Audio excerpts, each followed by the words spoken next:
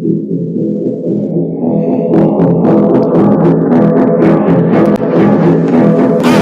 beat crazy.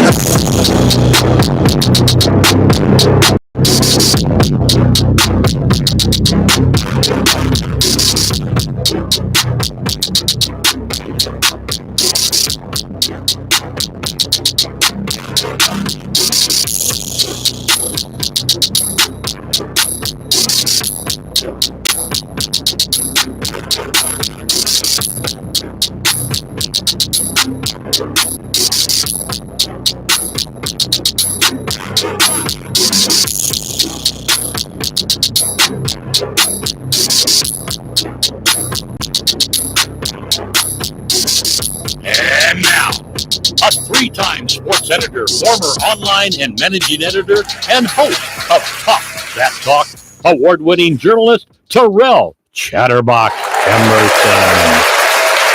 Welcome to it. Welcome to it.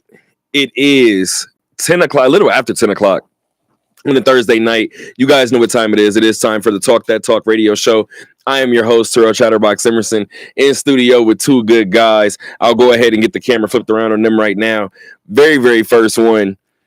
We called him recently, and now we have him back on the show.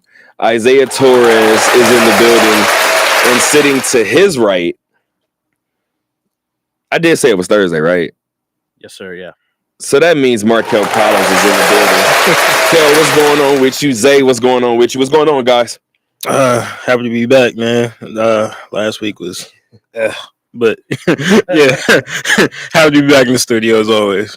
As always, Isaiah, man, we talked about it a little bit, maybe a week ago. Did we talk to you a week ago? I think about a week ago. In terms of the Knights. Yeah, if it wasn't a week ago, then it was maybe at the most 2 weeks ago. For sure. Well, Isaiah Torres is in the building, guys, and once again, this is your Thursday episode of the Talk That Talk radio show. Let's go ahead and get the logistics out the way, and then we can get right to the show. We got a good 2-hour show lined up for y'all. I'm excited to see these guys' takes on a couple of things, and I feel like Markel picked the wrong show to be at, but we'll see how it goes. My dad didn't send me a tip in, so we'll get to my mom's, and then I think we got a pretty free-flowing show throughout the rest. But again, this show is being shot from the studio here at the Harry Reid Research and Technology Park here on Sunset in Las Vegas, Nevada. Again, guys, this is episode 5 of season 7, episode 331 in total of the Talk That Talk radio show here in Las Vegas. If you guys would like to follow us on any of our social medias, all you have to do is go to your search bar, type in Talk That Talk radio show. That'll work for pretty much every platform. That works Facebook, works on Instagram, Apple Podcasts, Spotify. It works on YouTube. If you guys would like to watch us on YouTube live right now, please go ahead and go to your YouTube, go to the search bar, type in Talk That Talk radio show, and we can get right to it. Let's get to my mom's tipping, and we'll go ahead and get some sports after that. I've been trying to figure out where I wanted to go with this, but I have a bunch of King quotes, a bunch of Dr. King quotes still. I think I'm going to rock with this one. And keep in mind, all of these tip-ins that my mom gives me, I try to use it with a particular topic. And we probably won't address this one until the end of the show, but nevertheless, the tip-in is the ultimate measure of a man is not where he stands in moments of convenience and comfort, but where he stands at times of challenge and controversy. Maybe we can use it a couple of different times this episode. But again, my mom's tip-in is the ultimate measure of a man is not where he stands in moments of convenience and comfort, but where he stands at times of challenge and controversy. As I said before, typical Thursday show. Y'all want to let me know what's been going on with y'all for the week so far? Kel, you want to go ahead and start it off? Other than that, we can get to the show after this. Feel like a pretty regular week. So that means you've been a whole lot of packages. Yeah, no, I had some car trouble too. Like my heat went out. Oh no, it's the worst time. Yo, I bet you if it was summer, you wouldn't even care. Yeah, no, I would definitely care if it was the summer. that probably would have been worse. But I had to get that fixed this weekend. So I mean, yeah, it's not one thing, it's another, but I was about to say you don't sound excited about it at all. not at all. No. You didn't sound too excited about it. Isaiah, what about you, man? You kind of said you was under the weather, right? Yeah, so I'm happy to be here, and I'm happy because I feel like I legit started feeling sick New Year's Day, and so for the whole month so far, I just been like a pattern of different things, whether it was like allergies making me get a headache, my sinuses are messed up, I'm coughing, I got a sore throat. It was just a combination of things, and after I got through with one, another thing would pop up, and I felt like I battled each one of those symptoms like twice in this past 3.5 weeks. So I feel like I'm at near the finish line of it. Like this yesterday and today were the best I've felt legit this whole year. But it's this whole month. So I'm finally feeling better, and I'm excited because like even like a few days ago, like Monday, because I know I don't know if you ended up doing the show or not, but like I know Monday, originally I did. you asked like if we wanted doing Monday show, and my like there was no way I could talk. Like I was all sinused up, and my just my throat, just nothing wasn't cooperating at all. So yeah, I battled through that, and I'm happy to be on the other side and be here to join you guys tonight. Finally, I think Markel kind of just talked about it before we even started the show. Something's been going around for about 2 months. Yeah. A good 2 months. Yeah.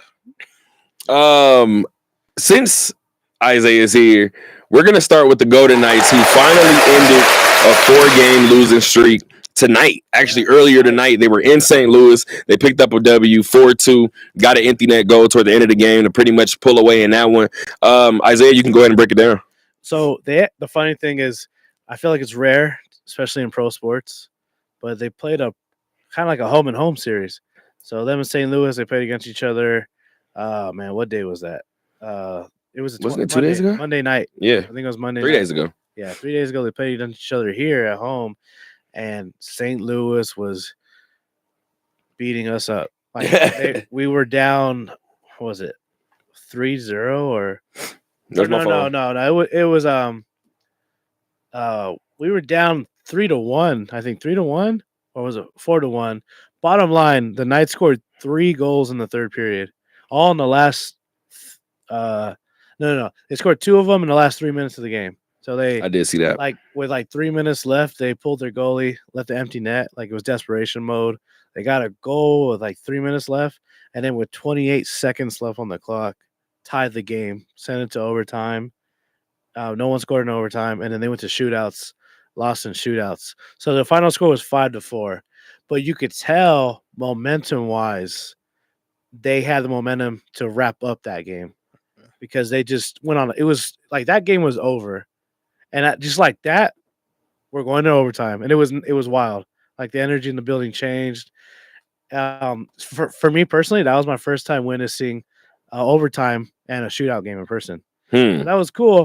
The crazy thing for me was I think when you first took over, you asked me about that, and I was like, "You'll see every game at some point this season." It took me a while, but finally I got to witness one. And what really tripped me out was how fast it ends. Maybe because they lost, but It's abrupt. when it ended, It's real abrupt. it was like a switch, and everybody was out of their seats. Everybody was off the ice, and like they were like, "All right, guys, thanks for being here. We gotta, wrap this all up." And I was like, "Whoa, where's everybody going?" Like it happened so fast. It was weird. I sat there for like 10 seconds and was like, that happened way too fast. but yeah, like Didn't need overtime tonight. for them to score 3 goals in the third period, take it overtime. They lost, like I said. I felt like they took that momentum of how they finished that last game, brought it to this game against the same team, and was able to get the win. I mean, they wire to wire victory. They scored 20 seconds into the game. Captain Mark Stone. Never looked back after that. So got the 4-2 victory, like you said. Empty net goal at the end to pull away.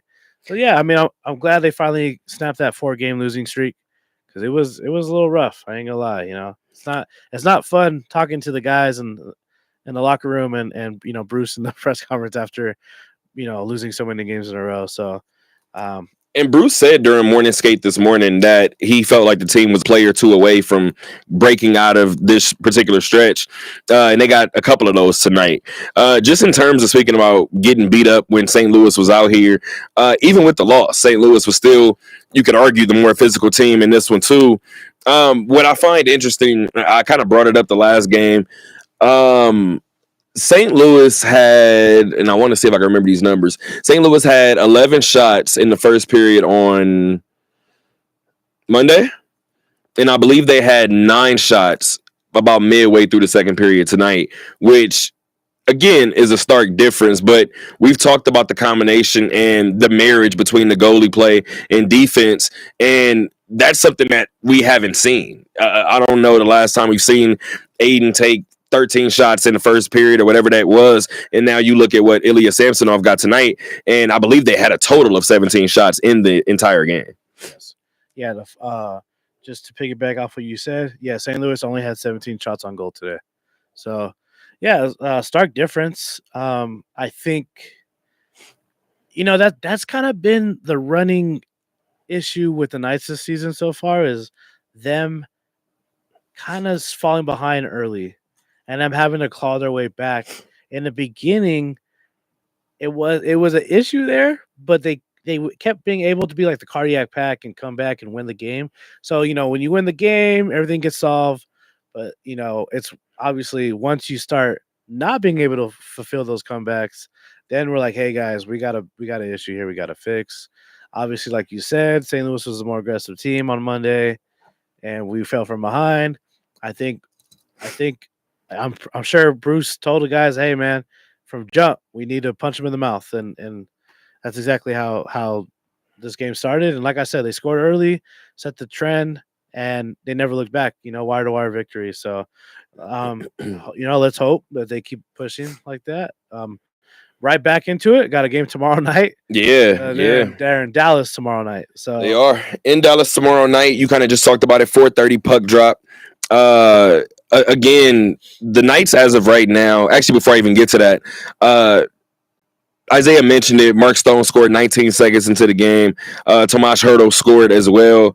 Pavel Dorofeev now is up to 21 goals on the season, leads the team, and also scored in a second straight game.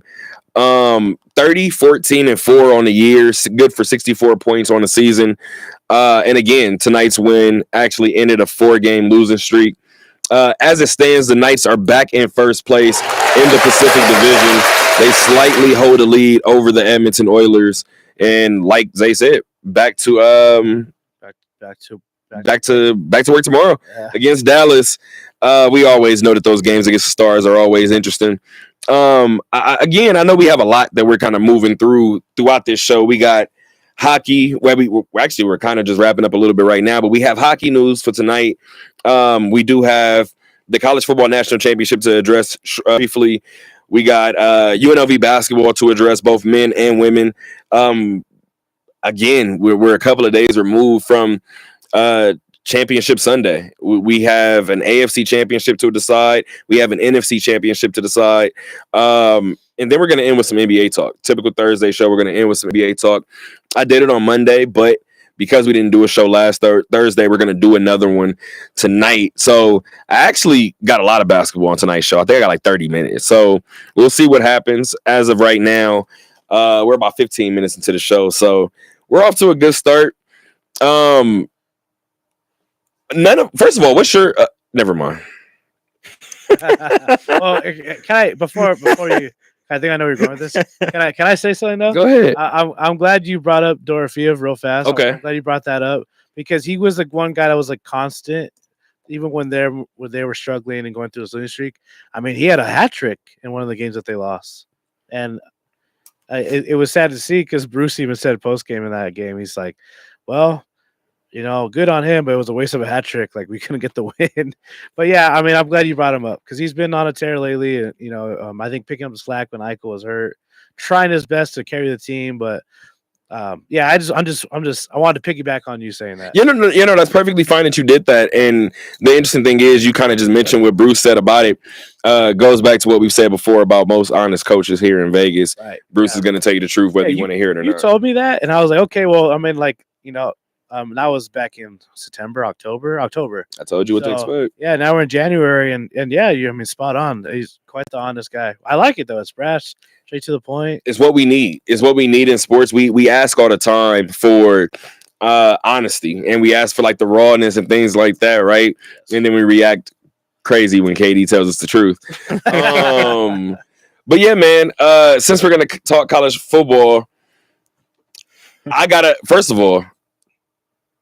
I don't know how everybody else feels, but I'm not mad when the person that beats us in terms of whatever team is my favorite team wins it all, because that means I lost to the champion. And in this particular case, who is your team? I'm an SC fan, so what difference does that make? Oh, okay.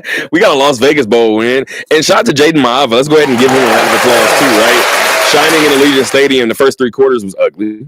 Just like it was in the Mountain West Championship, its final game here at Allegiant. Yeah. But something about the 4th quarter here for him in Allegiant Stadium works for him. But Ohio State took care of business against Notre Dame, 34-23.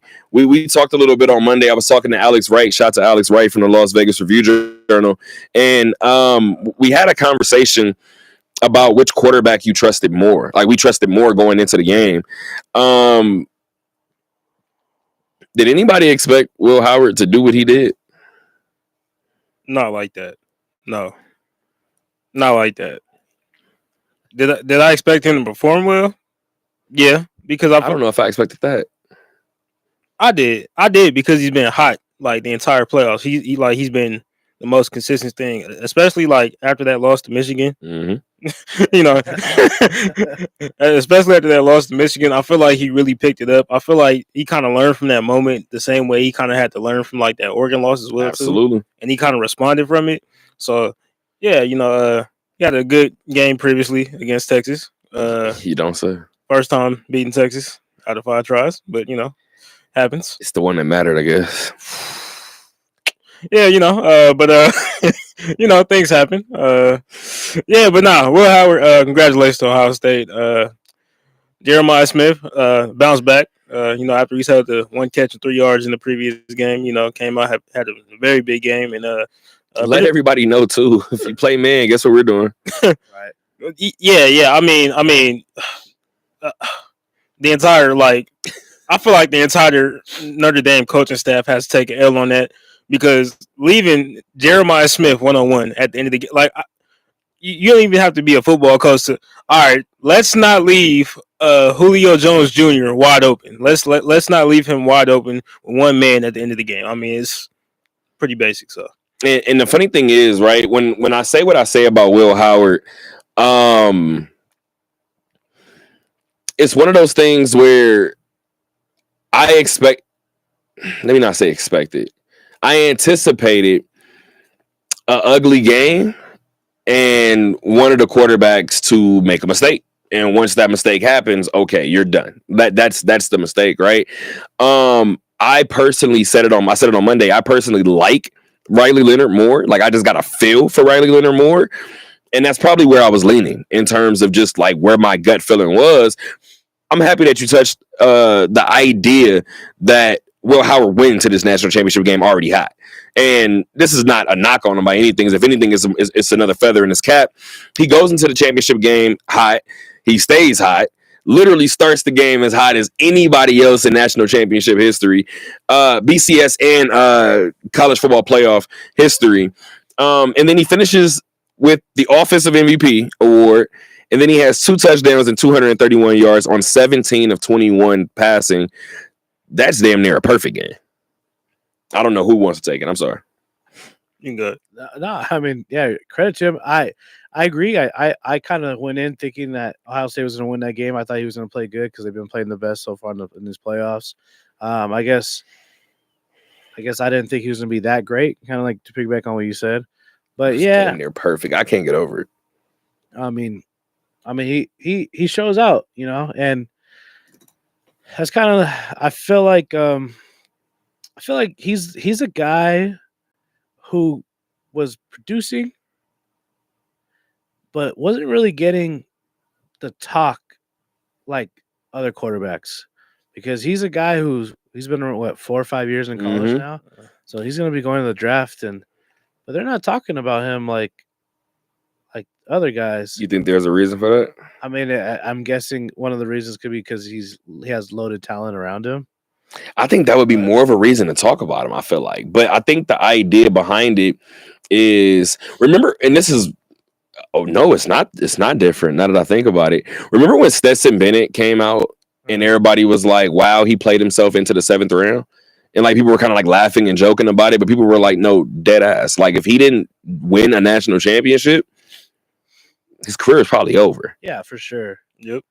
There might be a reason why people aren't talking about Will Howard at the next level, because they don't expect much from Will Howard at the next level. Yeah, I mean, I have to agree. I mean, I guess that's what That might be another good thing for him. Yeah, I mean, I have to agree. I guess that's what it is, because he's not really, like I said, he's not really getting any talk about. I mean, maybe after this playoff performance, maybe he pushed himself up to like You have to at this one. day 2. Stetson Bennett got 2 years in the NFL. Both are with the Rams, isn't he? Yeah, So, I mean, hey, works for me. yeah. I mean, no, but I mean, you see the hat I'm wearing. Like, I like Michigan, but here's the funny part Okay. too, is that, and if this was any other year, Ohio State's not even in a playoff. Yeah. So that's why at first I was so hear me out. So at first I was thinking, man, I really don't want those guys to win. Like they're lucky. They're lucky to do the 12-team playoff this year, Mhm. because they lost. They beat a Michigan team that they should have won. I mean, they should have beat easily. Yeah. Michigan had a down year. They were 21-point Yeah, favorites. Michigan had no So- shot. No, I mean it's true. It's true. just They had a bad year. the drop off was scary. Yeah. I mean, it was really bad year for them, but they still beat Ohio State somehow. And you go in and, like, if this was, like I said, because it's 12 teams this year, Ohio State would still managed to get in. But you got to give them credit. I mean, for them to do what they did to every team, but especially Oregon. That Oregon game was crazy. Well, they had a hurdle to get over in general, right? And for whatever it's worth, best game of the college football playoff was Texas and Arizona State. But before we even get to that, because I felt like this game was going to come down to, when I talked about mistakes as well, I felt like it was one of the few games that was going to be won or lost on the sideline.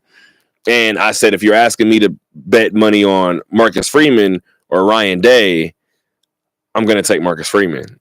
And I didn't want Notre Dame to win going into the game. Now, I don't know. Actually, I lied. There's a handful of programs where you can make it to a national championship game and it still feels like feast or famine.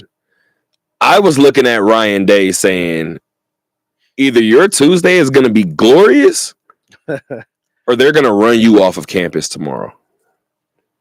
College football is so wild.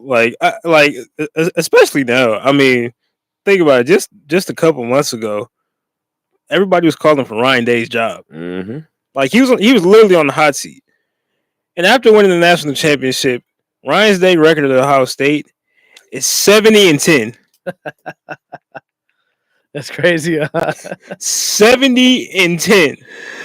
Now, if you take him and place him at literally any other school outside of Alabama, they would have his name in the stadium right now while he's still coaching. Mm-hmm.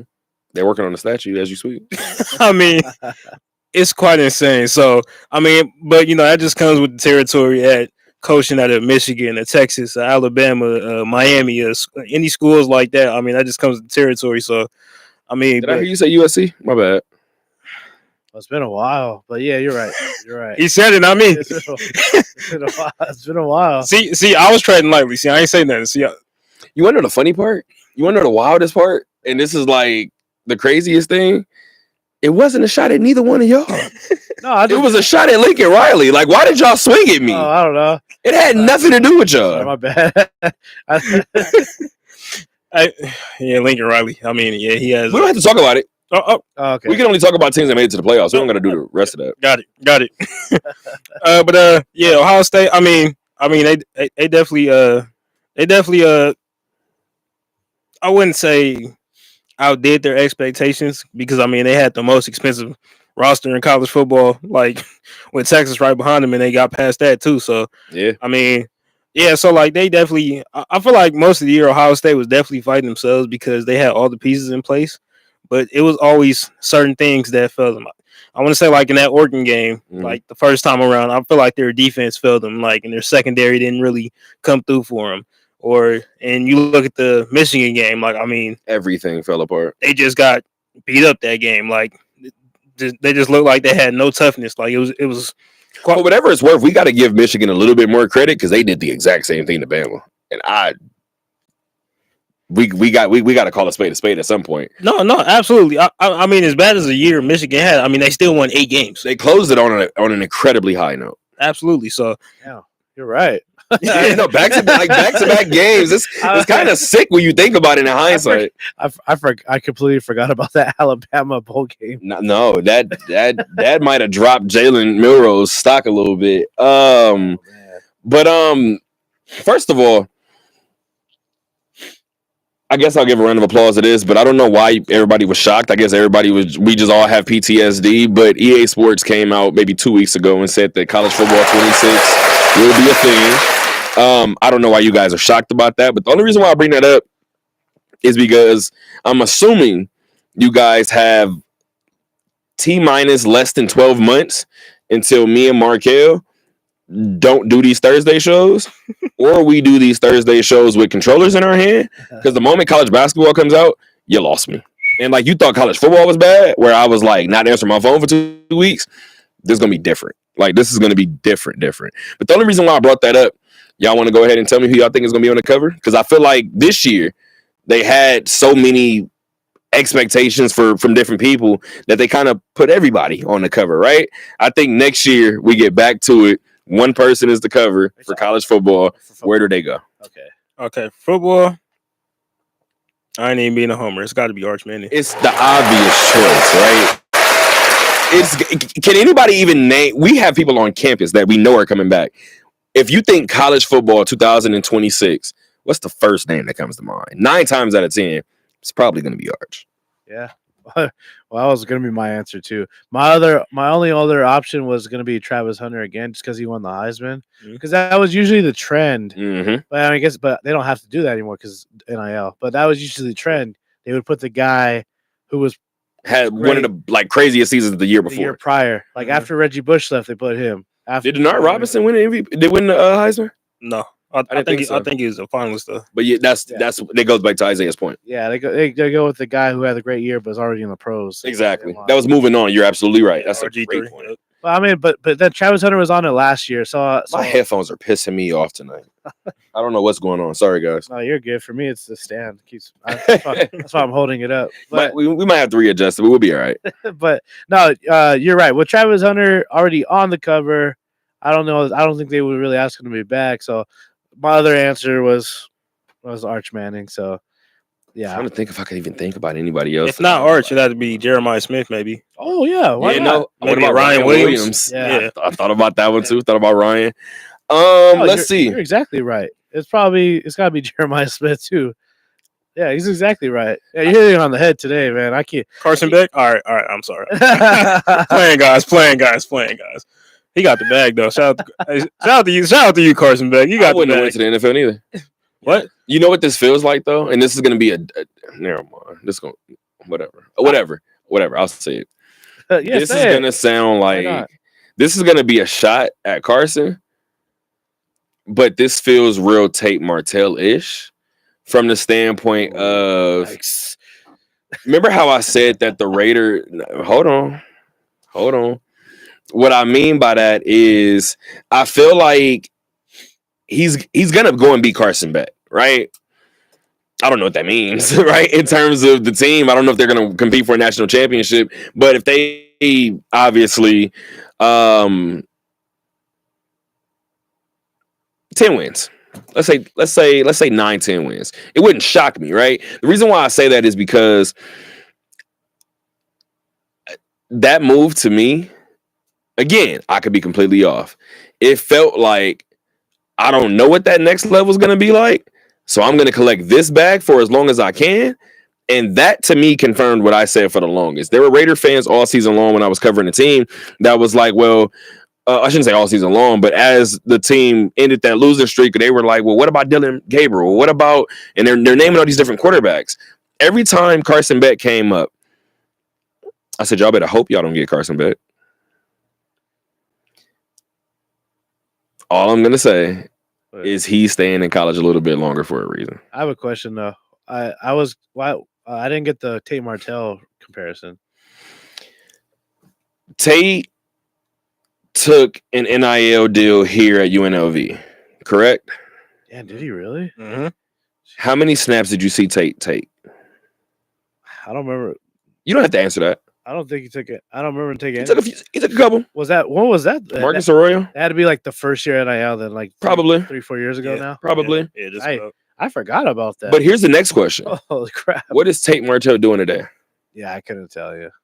I don't know either. I don't know. Nobody in this room knows. But that's my point. Yeah. So what I said for the longest was well, actually somebody else said it, and I was saying a variation of it, but I'll say theirs for now. But they basically was like, he's going to be the most famous car salesman in Georgia. It doesn't matter what he does; he can sell his face for the rest of life. Yeah. Carson Beck may be a college phenomenon to where he may, let's just say he goes out and has. I wanted to give him one single year.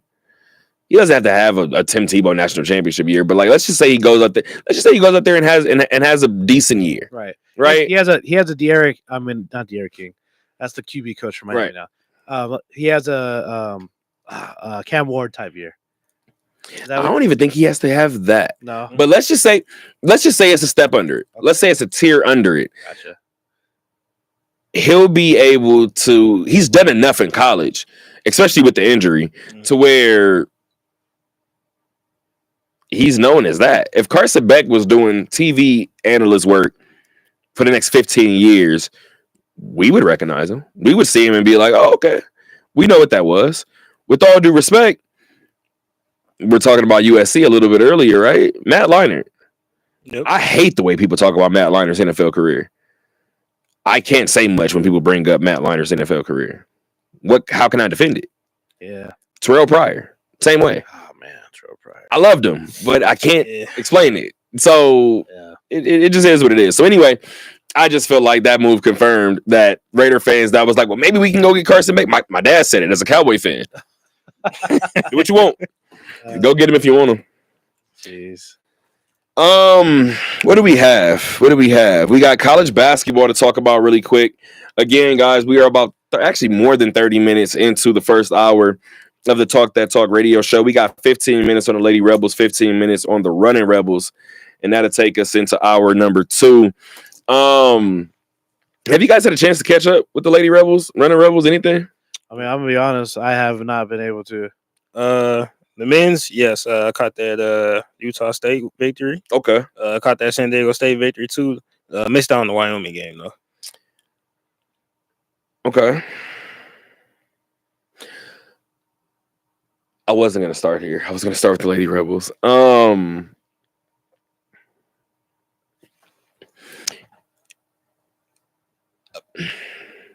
I'm trying not to be a Debbie Downer, because I didn't come in here and I wasn't like tapping the ceiling when the team beat Utah State and San Diego State. And the reason, one of the things that I said on Monday when I came in, I said nothing new has hit my phone. Meaning,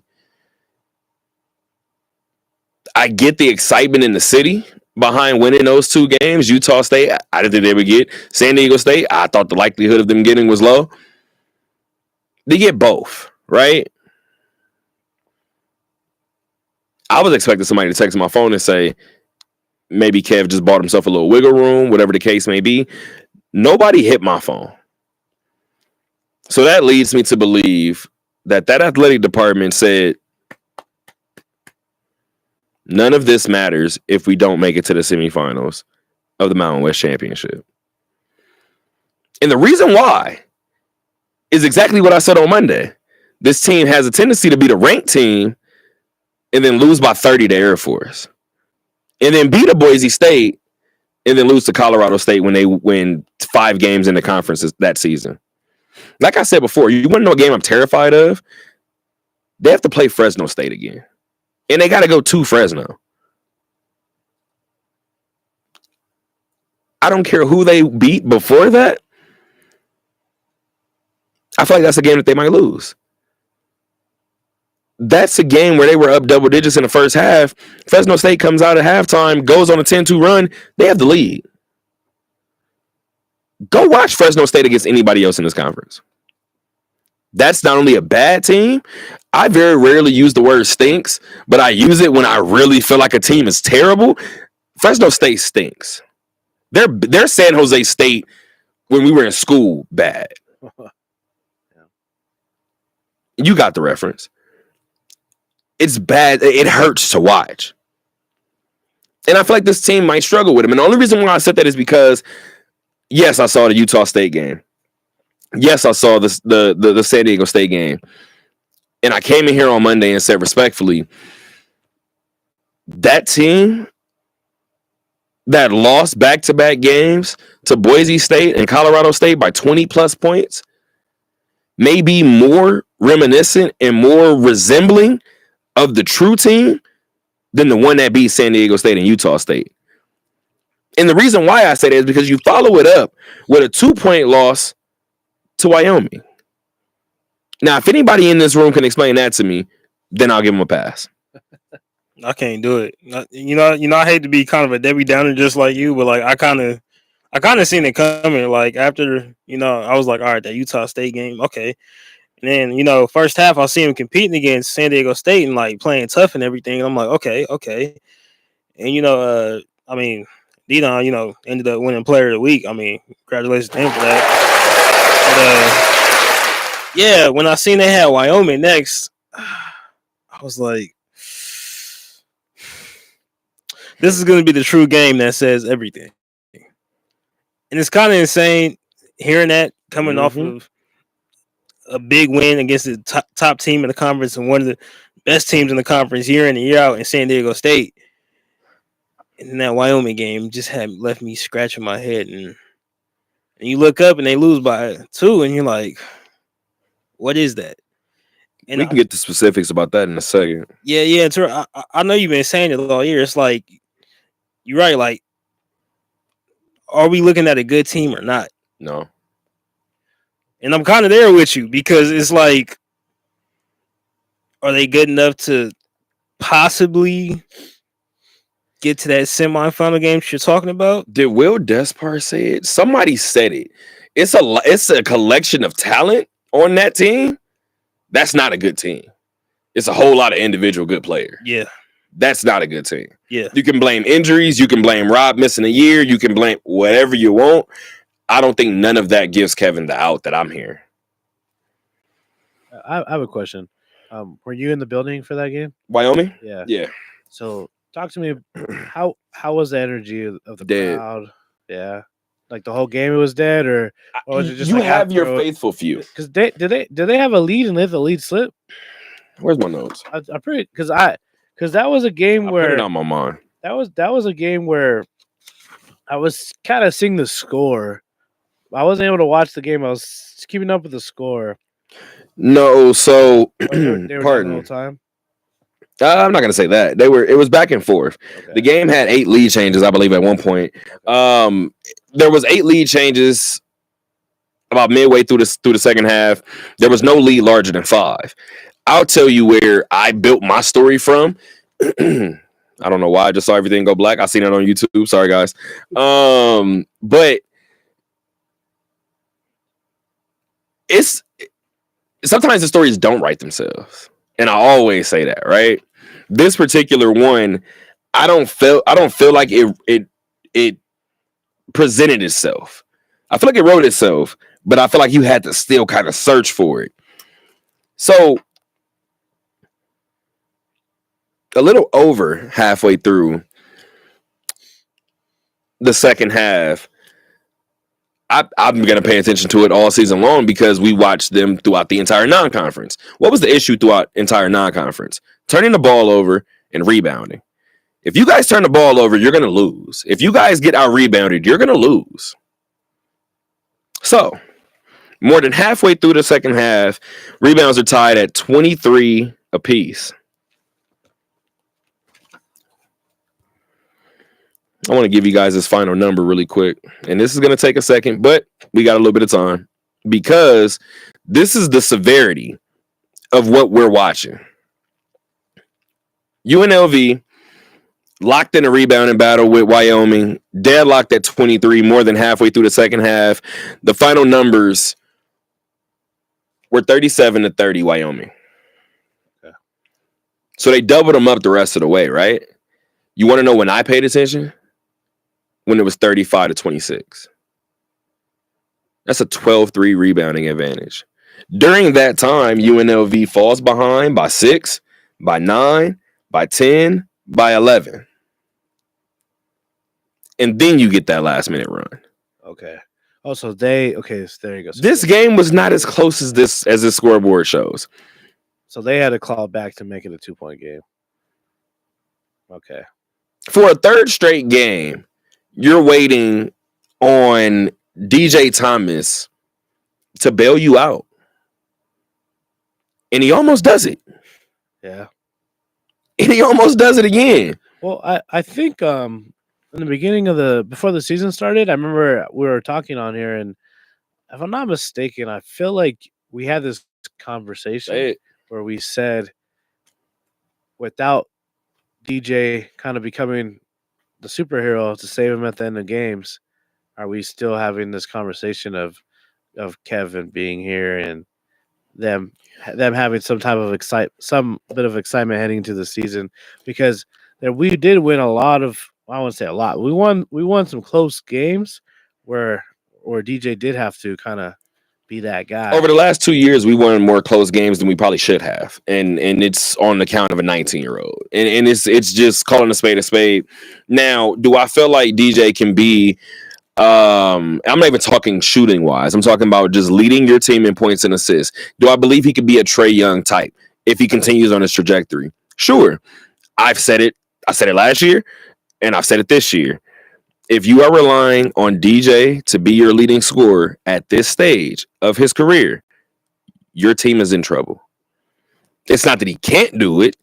If you watch DJ play from afar, he's a pass-first guard.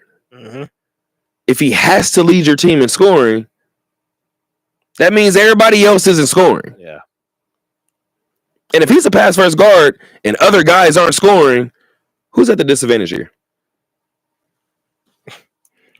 Mainly Dion. Like it's crazy because like you said it when you watch him play, like he definitely wants to pass the ball, but he's constantly being put in a situation where he has to pass the ball because he's getting double teamed.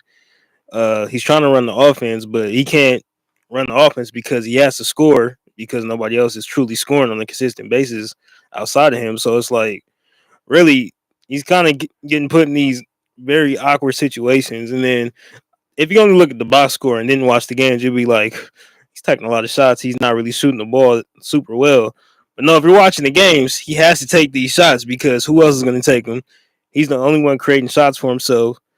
And he has to create shots for others as well too. So he's kind of getting put in this like odd situation. So, like you said, like he shouldn't have to be the leading scorer. Definitely at this point in his career right now. So, well, not if you're going to continue to also expect him to be your leading point or your leading assist getter. Yeah. Like, I hate to say it, but he needs to be on ball, right? Because I don't know how much his game is suited to play off ball, but you do have somebody in Jaden Henley who can handle the ball. Mm-hmm. So I don't know. I'm not really sure what the end result may be. Again, man, whatever. I was just curious because, like I said, you were in the building, so I'm curious, like, what was the attitude like in the crowd when final buzzer goes off? They lose. They weren't in the building. Dang. Okay, so which is the interesting part because UNLV went on it. Where's my notes? UNLV went on an 8-0 run in 38 seconds and closed the gap to 63-61 with 7.9 seconds left. So if you add 38 seconds to that, it was 46 seconds left, and UNLV is down 10. yeah, People left the building.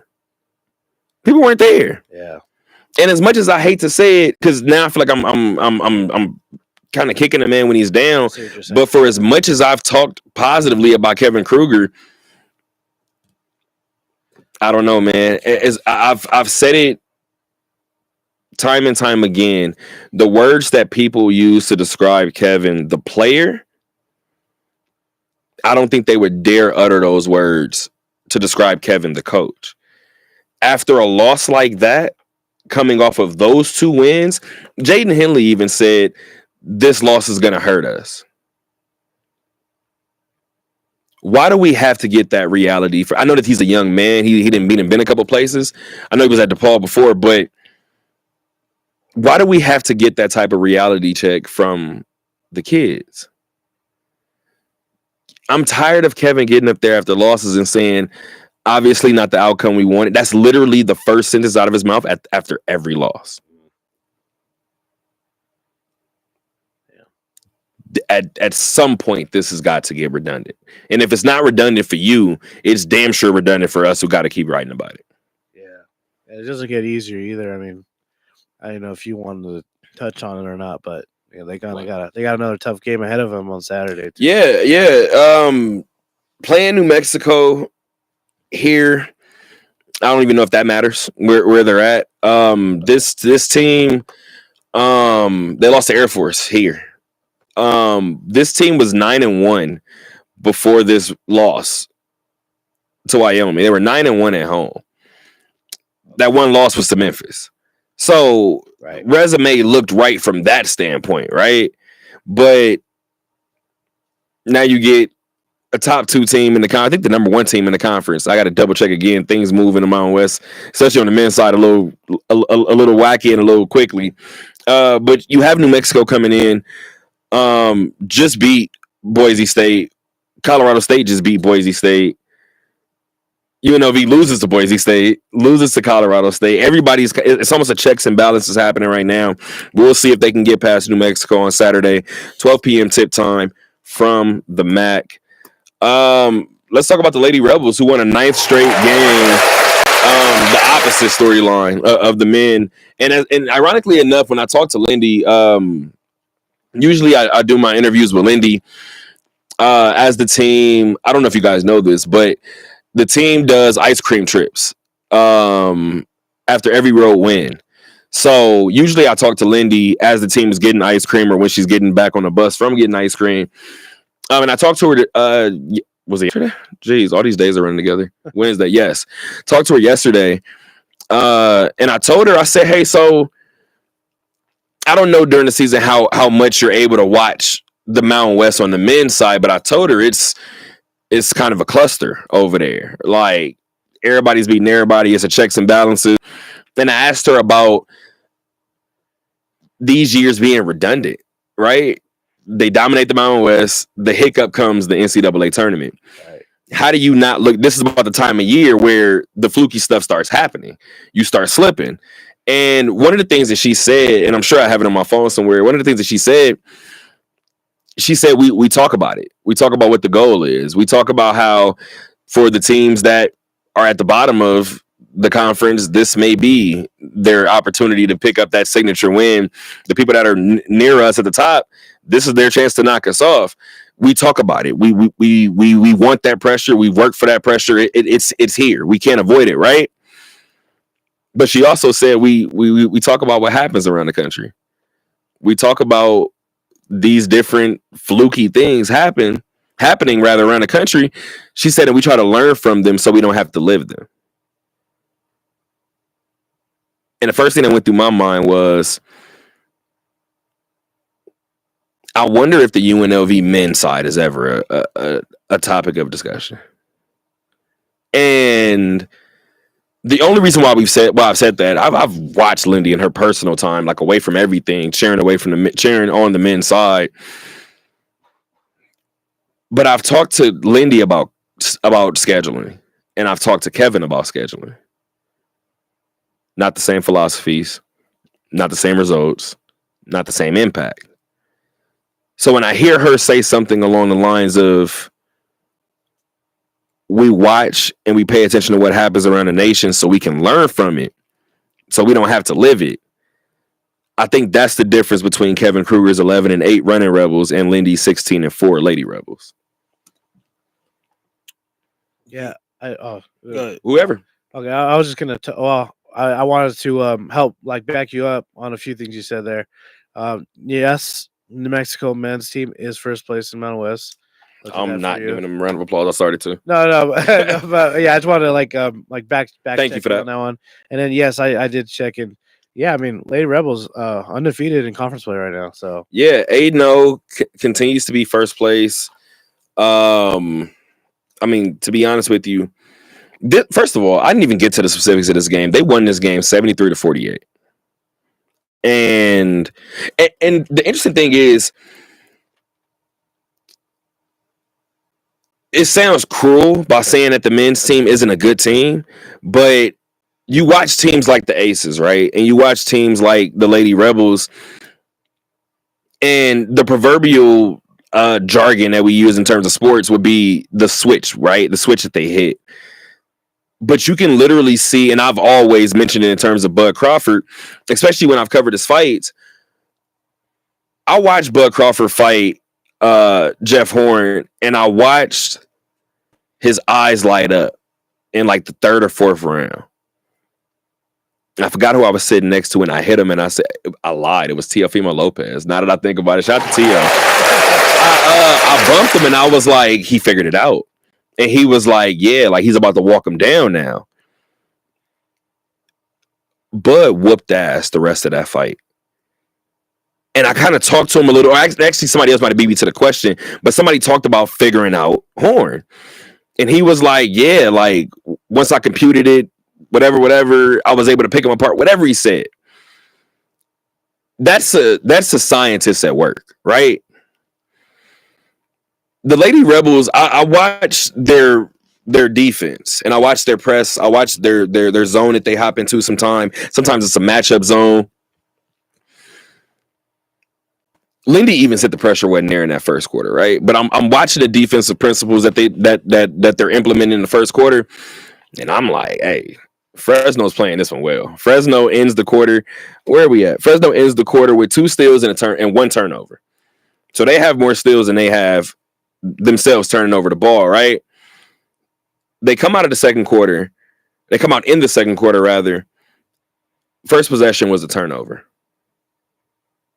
That was the switch. It took them 10 minutes to get one. Okay, cool. I think we figured it out. As soon as we come out this second half, or the second quarter, their first play gets broken up. It's a turnover. UNLV wins that quarter 27-10. Game over. Game is over before halftime. UNLV is up. First of all, in the second quarter, UNLV shot 11 of 15 from the field. In that second quarter, they closed it with 5 straight makes. You go up 21 by the end of the third quarter. You're up 25 before the final buzzer. You're resting people at this point. Keep in mind, Meadow Rowland, who is a redshirt freshman here on campus and a Fresno native, career high 16 points. I believe Lindy said she had about 50 people in attendance to watch her.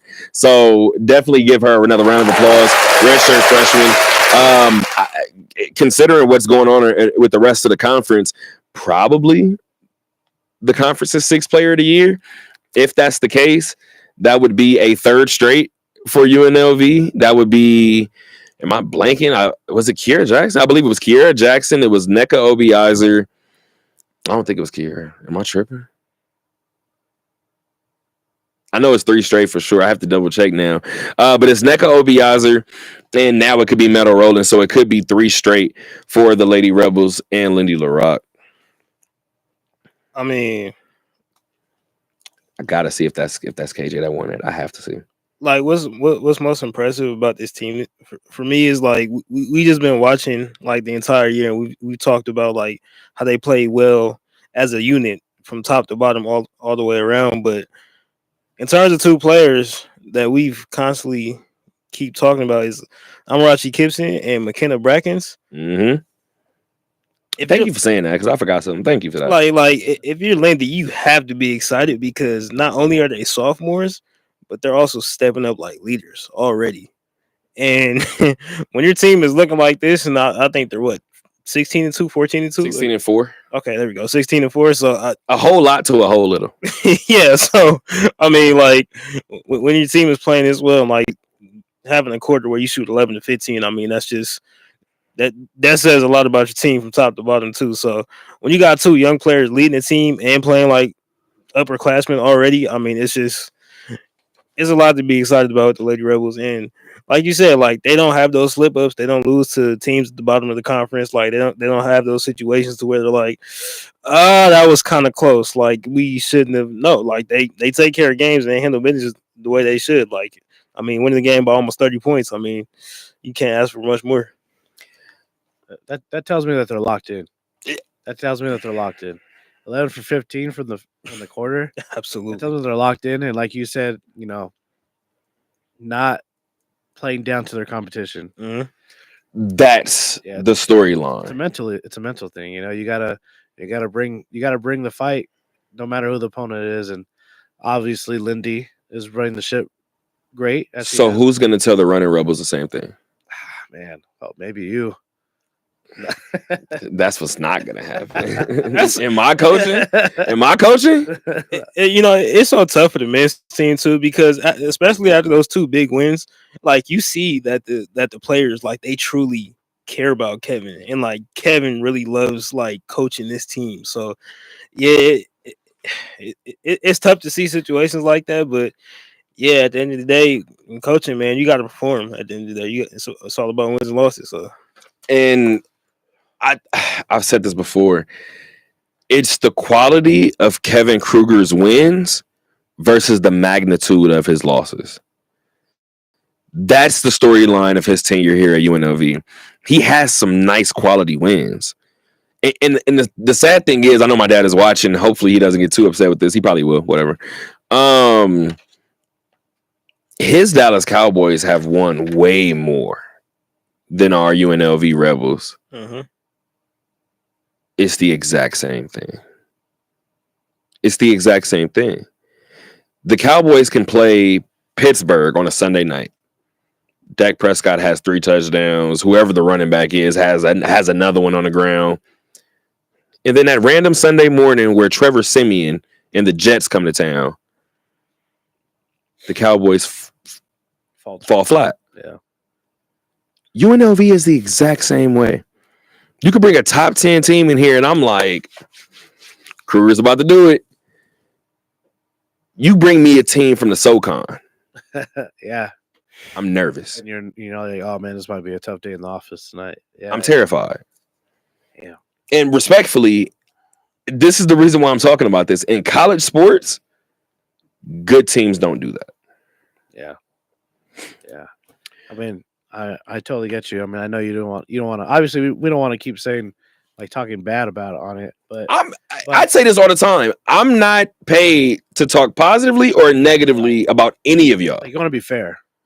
I'm gonna say what I see. Right. It's my job to chronicle a season. My dad is texting me. It's my job to chronicle. I'm flipping my phone over. He texts both of my phones. He is a wild man. It's my job to chronicle y'all year. It's my job to say what I see. So with the first place in the conference team coming to town on Saturday, and it's a noon game too. Noon game. I don't know if it does something for the players, the college guys, but it is going to be on Fox, so nationally televised game. This game against Wyoming was CBS, and it was 8 p.m. So you got a primetime game after 2 big wins, and that's what you showed the world. Well, okay. Well then, Saturday noon. Fox. I want to reiterate really quick because now I'm pissed. Oh. So I don't think anybody can say that I'm not a supporter of Kevin Kruger. or at least want to be, whatever the hell you want to say, right? I want to be a supporter of Kevin Kruger. Here's the deal. I have to call a spade, and because of that, some of y'all feel like I'm rooting against my alma mater, which still to this day is insane. UNLV, let me not even say this. College basketball had 3 prominent schools decline invitations to the National Invitational Tournament, which is the NIT. 3 prominent schools turned down the NIT.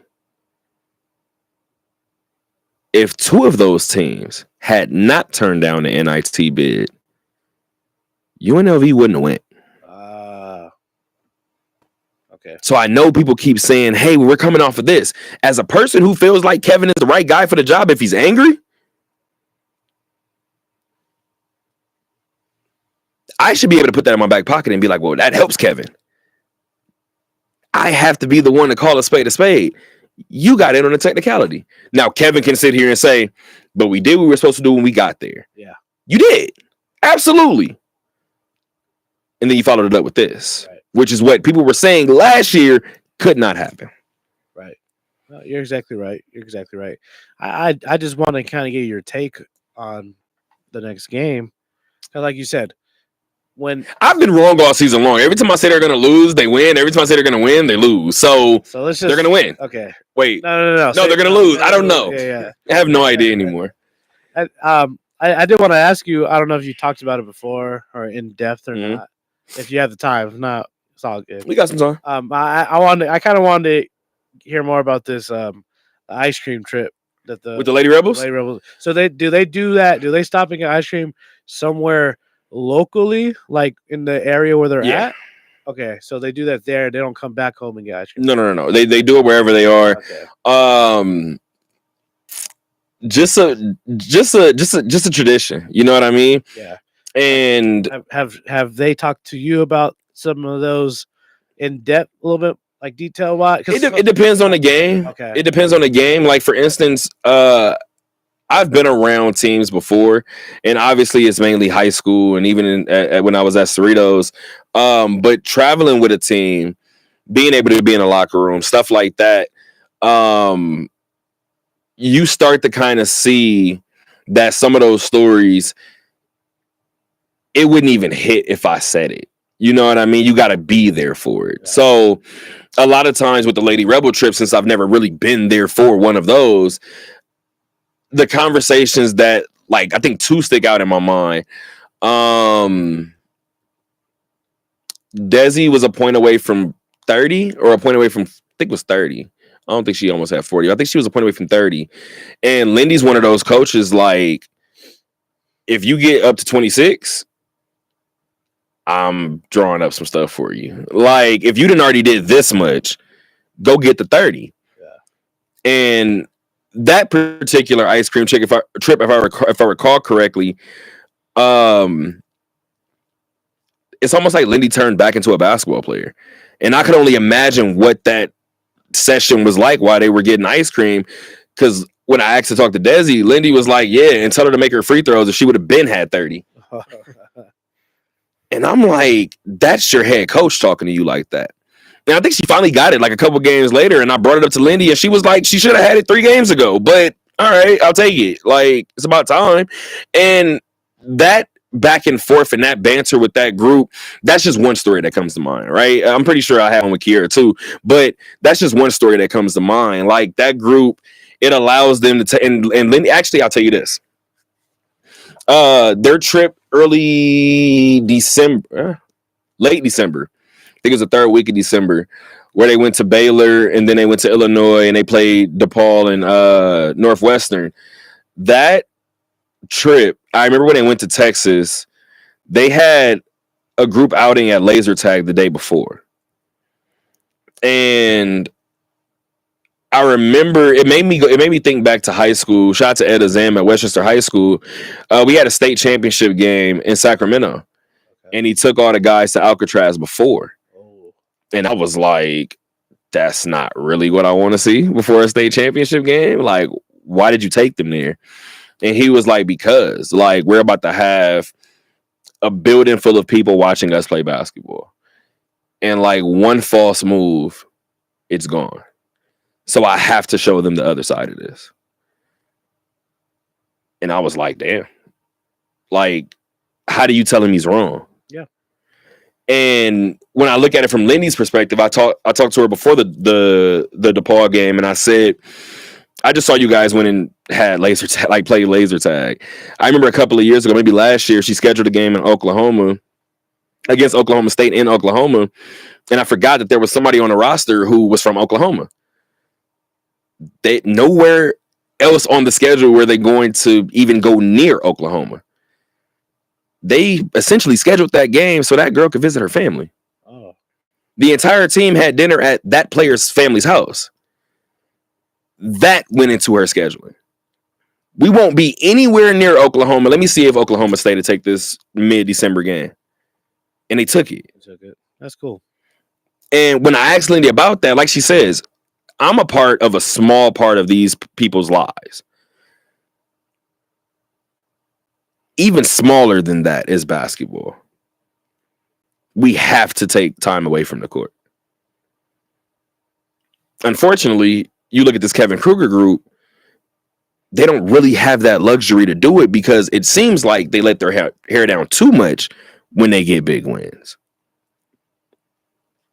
This is a team that's waiting to hold up a fourth straight Mountain West championship.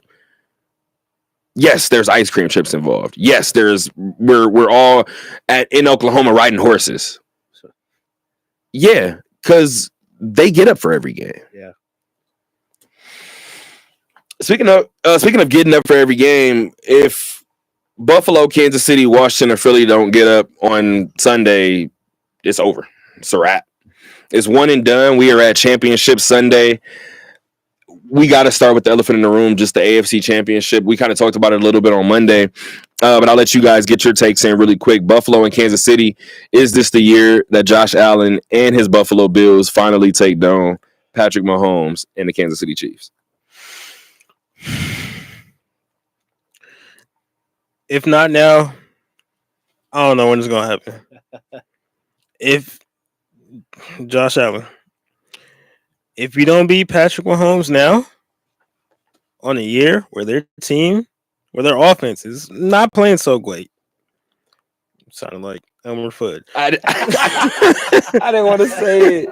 It's like we're hunting wabbits.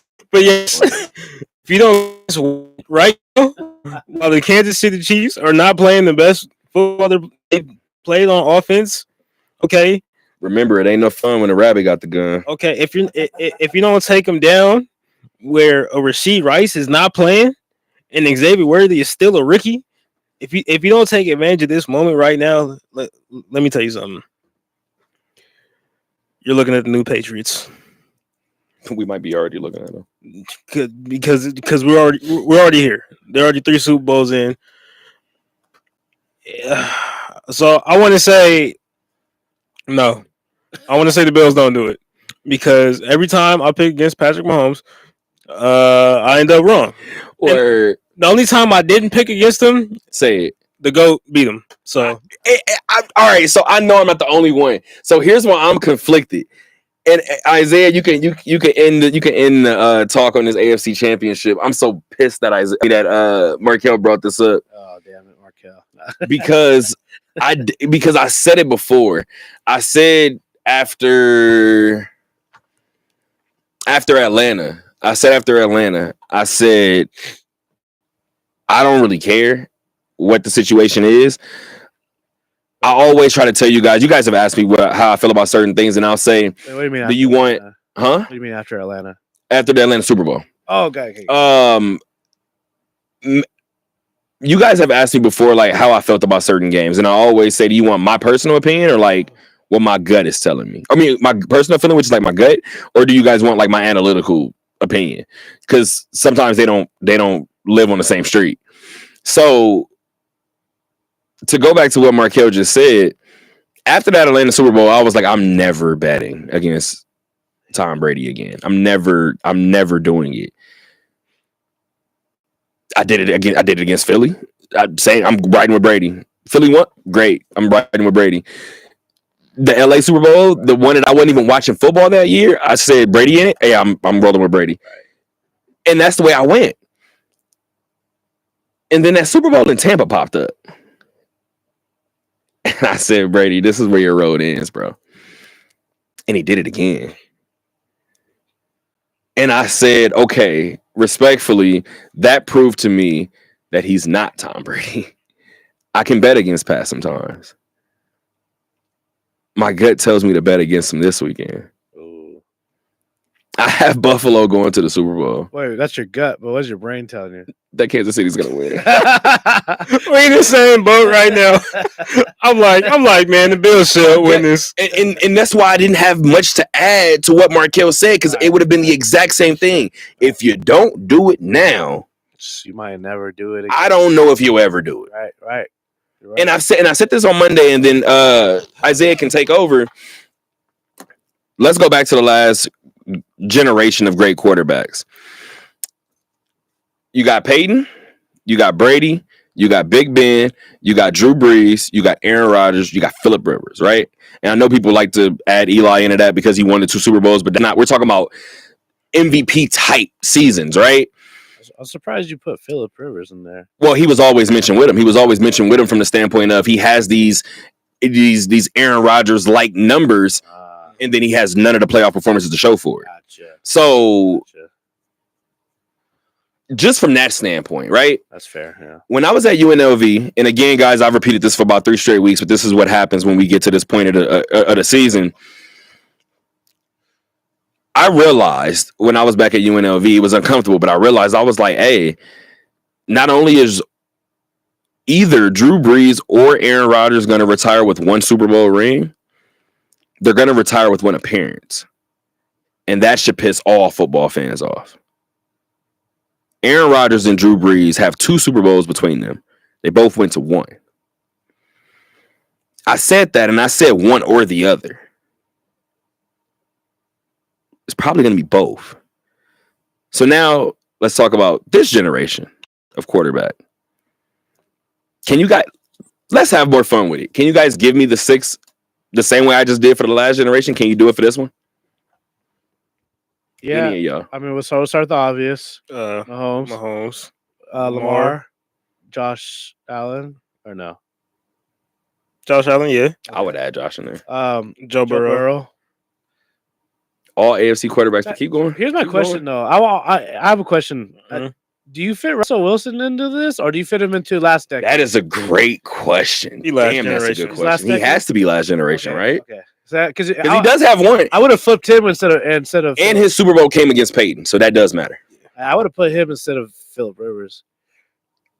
I feel like, Or you just include him. didn't Phillip retire like 5 years ago? Yeah. Yeah. That's why I feel like I can't do it. Okay. Got Russ is going to play another 7 years after him. Maybe. And I think that's going to be different. He's already played like 5. Oh, yeah, So 5, you're right. Yeah. But so we got our 4. Yeah, so from the 4 from the AFC. I mean, I like to think maybe the jury's still out on it, but I kind of want to put Jalen Hurts in there.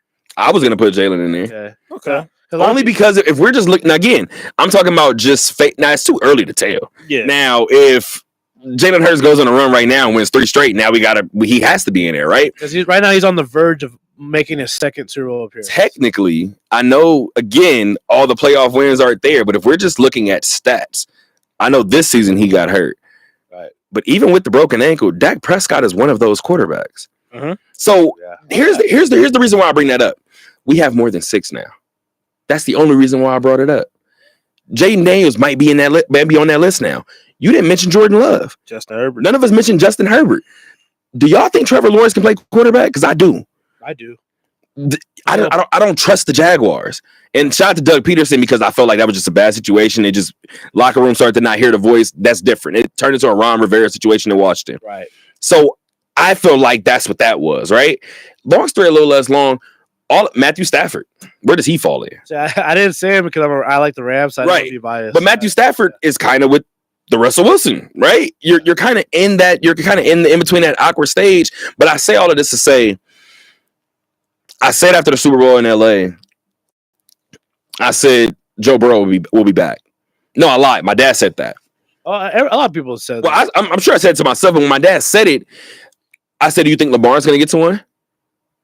He was like, "Yeah." I said, "You think Josh is going to get to one?" He was like, "Oof." This one obviously had Stephon Diggs. I said, "I'm sure you think Dak is going to get to one. You're a Cowboy fan. Somebody's not going." So put your bets in now, because out of all these horses that we just mentioned, Right. somebody will. First of all, at least 3 of them, in my humble opinion, will probably never win one. But of those 3, maybe more will never even go. Right. For right now, the way we felt about Lamar Jackson today in the season that he had, if we think back after 15 years and we look back and say, "Damn, Lamar never went to one," it's gonna make us sick. We're gonna have 5 of those stories. I mean, I don't want to. It's tough, but I'm not too big on the hypotheticals and the what ifs and the predict the future and all the career stuff. Lamar's a great player, but man, I mean, he said it himself. He's got like the turnovers. He just finds himself committing them every playoff, every year. Just can't get out of his own way right now. And that was the story on Josh Allen for so many years. Mhm. Now he's having his best year, and like you said, if he doesn't do it this year, will he ever? I like to. What I want to predict is this: either Lamar or Josh Allen will finally get to the Super Bowl once Travis Kelce retires. I think I could be wrong, but I think that he is the security blanket to Mahomes Mhm. because, I mean, they won the Super Bowl still last year somehow when guys were dropping passes and this and that, and they went through a little slump. For some reason, because the beginning of the year, Kelce was hurt. He missed like the first game, and then he was kind of finding his rhythm back. In the beginning of this season, they were like, "Hey, where's Kelce? Where'd he go?" Once he finds his rhythm, I don't know what it is, but when Mahomes needs someone, and you put all your eggs in a basket, that basket is Travis Kelce's hands. And Kelce always delivers somehow. Kelce can run 3 circles, somehow get open, and the ball will find him. I don't know how many years he has left because he kind of hinted a little bit that This might be nearing the end. And, his brother just retired, so I think once he's done, I am curious to see what a Mahomes-led Chiefs offense looks like without Kelce at tight end. And once he does leave the game, and if Allen and the Bills and Jackson and the Ravens are still there, I think that will be their chance to slide it. Or Burrow and the Bengals maybe, but that'll be their chance to slide in and maybe make a Super Bowl appearance. That is my prediction, but that is depending on when Kelce decides he wants to stop. My dad is over here going off about paying Dak all that money and not making it to a conference title game. That's my prediction. Yeah, like I'm not. Go ahead. Yeah, no, yeah. To that point though, like every quarterback like needs that security blanket. Like Peyton Manning had Marvin Harrison, or Aaron Rodgers had Donald Driver, or I'm sorry. I was looking at my phone. no. Aaron I heard Rodgers. Donald Driver and I heard Packers. What happened? Yeah. Like, no, I'm saying like reliable. Oh yeah. yeah, like every quarterback has that guy, or like Drew Aaron Brees. had Jordy Nelson. Jordy Nelson. There we go, Jordy Nelson. Or what I'm saying, like Tom Brady had Wes Welker and Julian Edelman and Randy Moss, and Rob Gronkowski. Rob Gronkowski. Yeah. There we go. Like so every Another quarterback. tight end that I was watching videos about this morning, but y'all be mad when I bring him up. Yeah, well, like every quarterback has that safety blanket, but yeah, it's like, I mean, how tough is it to be a quarterback in the AFC?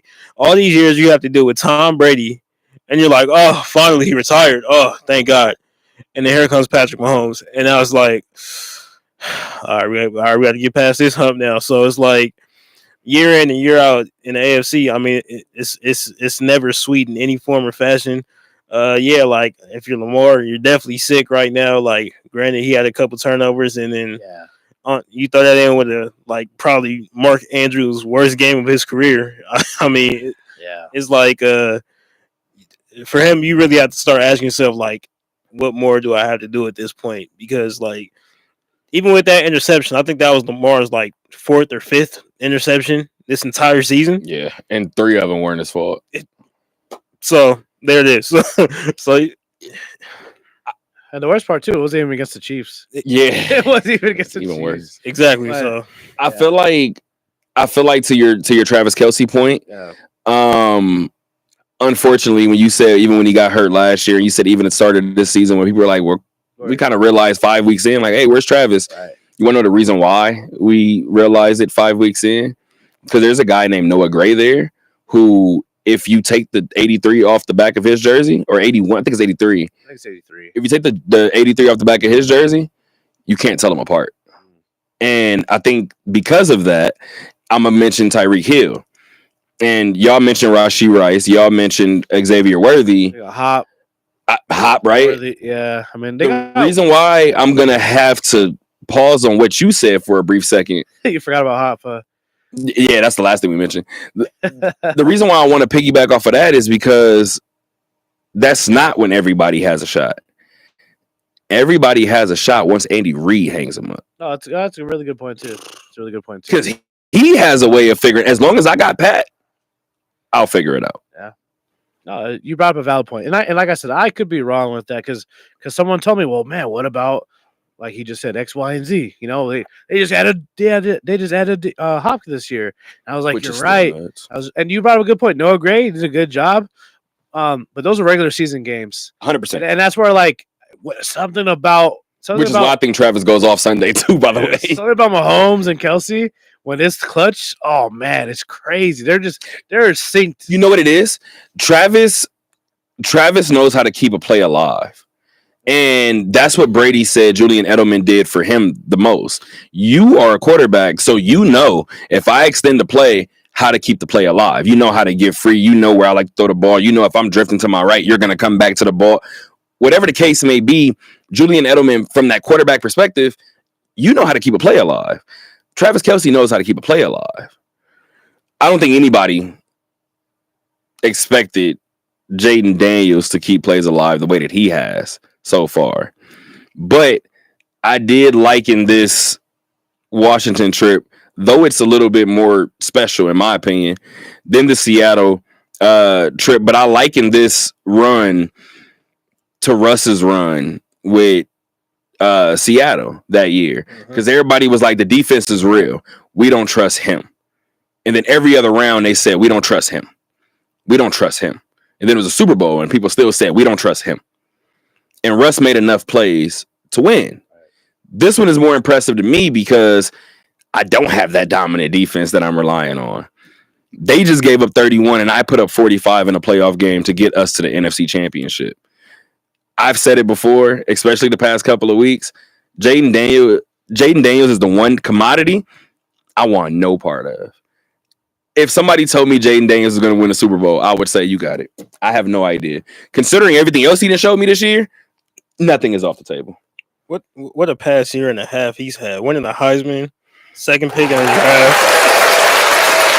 I mean, now he's pretty much a lock to win Rookie of the Year, and now it's like, Sorry, Brock.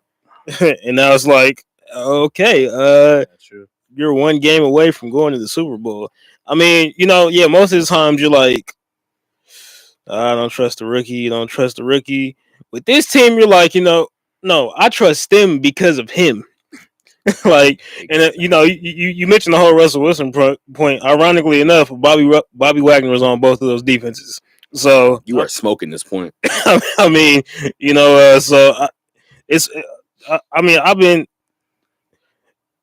we mentioned Was he in LA too? For 1 year. Yeah. Was it the Super Bowl year? He joined the year after they won, Okay, all right. and then everyone got hurt, and then they sucked, Then he got out of there. and he got out. He went back to Seattle. Yeah. Yeah, so I mean, we were talking about the Chiefs. The Redskins have been winning Commanders. the Commanders have been winning games. I've been doing it all week. Sorry, guys. Man, yeah, the Commanders have been winning games just like the Chiefs the entire season. I mean, granted, I feel like the Commanders can win in more of those shootout type of games, because I don't feel like the Chiefs offense can necessarily keep up with those types of games right now, but their defense has just been that dominant, so they really haven't had to worry about that. Mhm. But With the Commanders, on the other hand, if it comes down to the end of the game and Jaden's got enough time, you kind of had that feeling with the Tom Brady or I don't know, Peyton Manning, Aaron Rodgers, like one of those type of guys in the clutch, like, oh he's gonna move the ball down the field. The same way I felt about Lamar the other night when I was like, they're gonna go down and tie the game.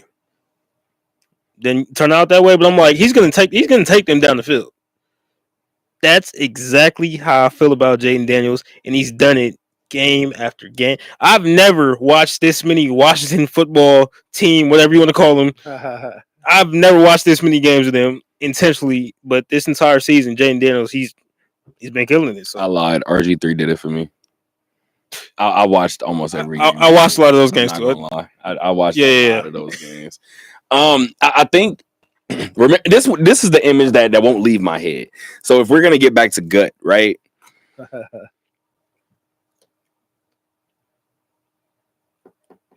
Damn, I guess my gut is kind of split. That's the craziest part because my gut is telling me maybe it's not. Maybe my analytical brain is telling me Washington. My gut is telling me, and it keeps giving me this image. Do y'all remember Joe Burrow's first game in the NFL? First game ever? No. In the NFL. No.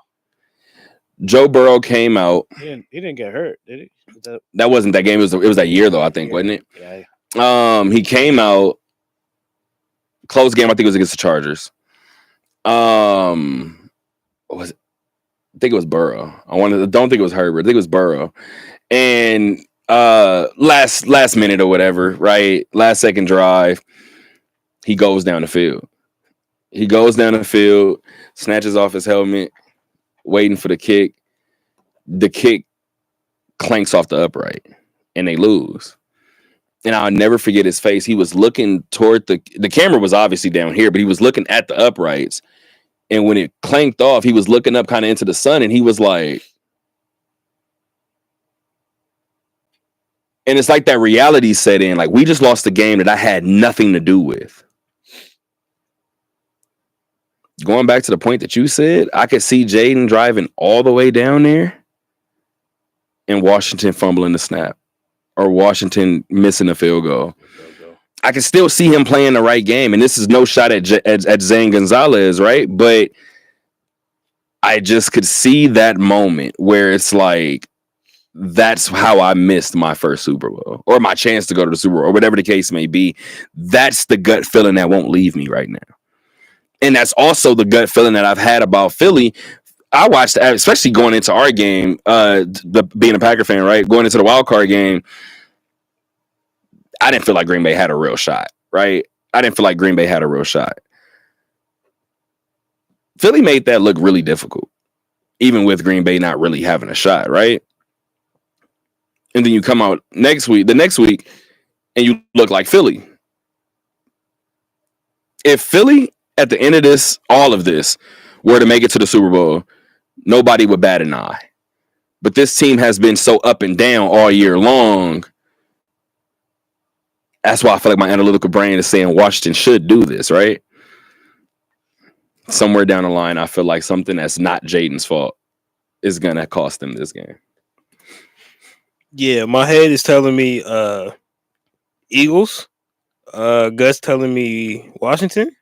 The reason my head's telling me Eagles is because year in and year out, every time with the Super Bowl, football in general, just whether it be college, high school, NFL, it comes down to the same two things every single time. No matter how analytical we get, no matter how many spread offenses, running the football and defense. Run the football, stop the run. Running the football and defense. It's the same thing that wins championships every single year in football, no matter how innovative of a coach you are, how much flair your offense has. Ask the Detroit Lions right now. And they ran the football. No defense though. Not even a little bit. Point exactly. Like I mean, so it's just with the Eagles right now. I'm just like, yeah. I mean, they got all the weapons at receiver.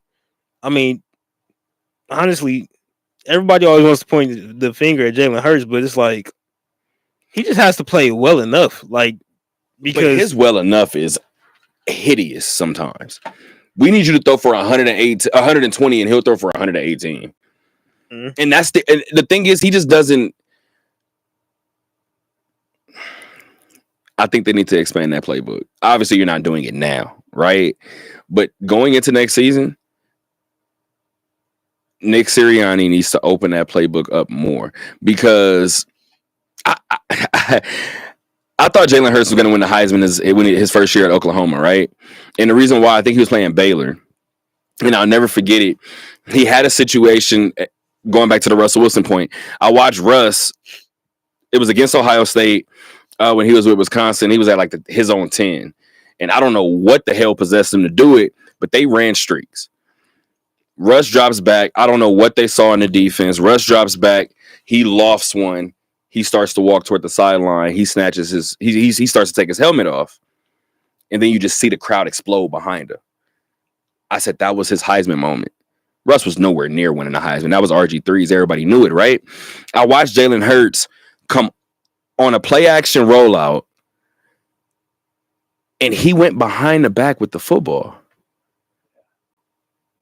And I said that was his Heisman moment. Now, we know that the NFL is more difficult than college football, right? Right. I watched the way Jalen runs the football, or the way Jalen runs the offense now, with the exception of 10 to 12 plays a game, every play he looks like Armani Rogers. And if y'all remember Armani Rogers when he was here, there were times Armani would drop back. I ain't got no intention to throw this shit. Yeah. I'm not even about to fake it like I'm about to go through a read. I'm not. Yeah. I'm dropping back. I'm taking off. That's what I see from Jalen sometimes. That's why his 118 is different from Josh Allen's 127. I said this last week. Josh has learned I can give you 147 through the air, give you 60 on the ground, and we can win this football game. I don't know that it's the same thing for Philly. If Jalen Hurts had any of his running backs for the last 2 seasons, Philadelphia is nowhere near in the same position as they are this year. well, for me, that's why I say it's different this time around because you got Saquon. So Saquon can't have not one off game. I don't know if he has one within the next 2, but like let's just say Washington. This is the third time Washington seen them. So let's just say that they designed something that he hasn't seen this year. And keep in mind, they're playing a team that also played them in New York. So it's not like you're playing the Green Bay or you're playing the LA, somebody that maybe they haven't seen him as much. We've seen him both spots. So this may be the 13th time I'm seeing him. What if Saquon does have a bad game? Now, going back to my Green Bay point, I told my dad the only way it's close is if Josh Jacobs has one of those games. Josh had one of those games. If Josh didn't have one of those games, Green Bay loses by 30. So if Saquon doesn't have one of those games, what happens to Philly? They're at home. I just don't see it happening. Like I really don't. Like because for one, I feel like Philly's defense is much better than Detroit's defense. Washington. Yeah. Oh no, you said then Detroit from last. Okay, I'm sorry. My apologies. Yeah. Last week. Yeah. I feel like their defense is much better than Detroit's defense. So I feel like if it comes down to the end of the game and Philly's up, and you got Saquon and Jalen running the ball at home in the snow. Yeah, that's tough. It's gonna get spooky. I mean, especially if you just ask Jalen to make a few throws, I mean, you got AJ Brown out there, you got Devontae Smith out there. I mean, gotta put the ball on the numbers though. And that's why I think, because again, going back to what we said about the Dodgers, right? And I mentioned Cody Bellinger and I've mentioned Walker Buehler. People in this field love to make it seem like this person is trash or this person is weak. Like, for instance, I'll say this really quick. I heard a lot of people talking, not a lot of people, I heard some people talking about Jaden Maiava during the first start of that Las Vegas Bowl. And in the back of my mind, I was like, didn't Georgia and USC call to get him up out of here? Okay. So that was in the back of my mind. And then the third quarter happened. And then when the fourth quarter happened and Jaden put it together, I didn't hear anybody say anything. And I said, are y'all rooting against him? Like, I don't really know exactly what's happening. But I said all that to say, you watched him when he was here. And for 10 games, you thought he was the difference maker at UNLV. So you think he forgot how to play football when he went to USC? And that's my point about Jalen Hurts. Is Jalen Hurts a passer right now, guys? Does it look like he's a passer? I think no, right? Right now it's secondary. Jalen Hurts at Bama was a passer. Mhm. Jalen Hurts at Oklahoma was dual threat, but he still was a passer. Yeah, he was. Yeah. I don't think Jalen Hurts forgot how to throw the almost cursed. How to throw the damn football. I don't think he did. Yeah. This offense requires me to run. So I'm going to rely on my legs. I think now they're too one-dimensional in that sense. It goes back to what you said before about the AJ Brown point. It might have been the last game. If it wasn't the last game, no, I think it was the last game. It was the second to last drive. Everybody's lined up in the box, right? 3rd and 1. It was a fake. He had AJ deep down the center of the field, and he missed him. We talk all the time about basketball in terms of being warm. Melo talked about it when he was in OKC. I mean, when he was in Houston. Oh, we don't want any mid-range shots. We want 12 mid-range shots, and CP gets 7 of those. Whatever. I'm just randomly throwing numbers. And Melo was like, but you want me to come in and shoot threes? No, I'm not doing it. My game is in the midi. That's how I'm going to get warm. You want me to take 7 shots a game and all of them be 3? I'm not doing it. That's not my game. You want Jalen Hurts to pound the football for 3 quarters and then throw it 40 yards down the field in snow? Yeah, it's off. You don't say. I don't know if they can be fixed in the next 2 games, but if Saquon has a bad game and you need Jalen to go get you one, I believe in his talent to get him one. The way that this team is designed, they're never going to ask him to go get them one. At some point, your quarterback has to go get you one. And I get what you're saying, because it's kind of like the whole, in terms of opening up the offense, it's kind of like the situation with Lamar. Yes. Like for a long time, John Harbaugh, everybody's like, yo, what's up with this offense, man? Like, he's acting like Lamar can't throw the ball. Mad drag routes. Like, he's acting like Lamar didn't win the Heisman, running and throwing the ball. Like, I'm sorry. Who was Lamar Jackson's college coach? I don't know. Petrino, right? Yeah, Petrino. Yeah.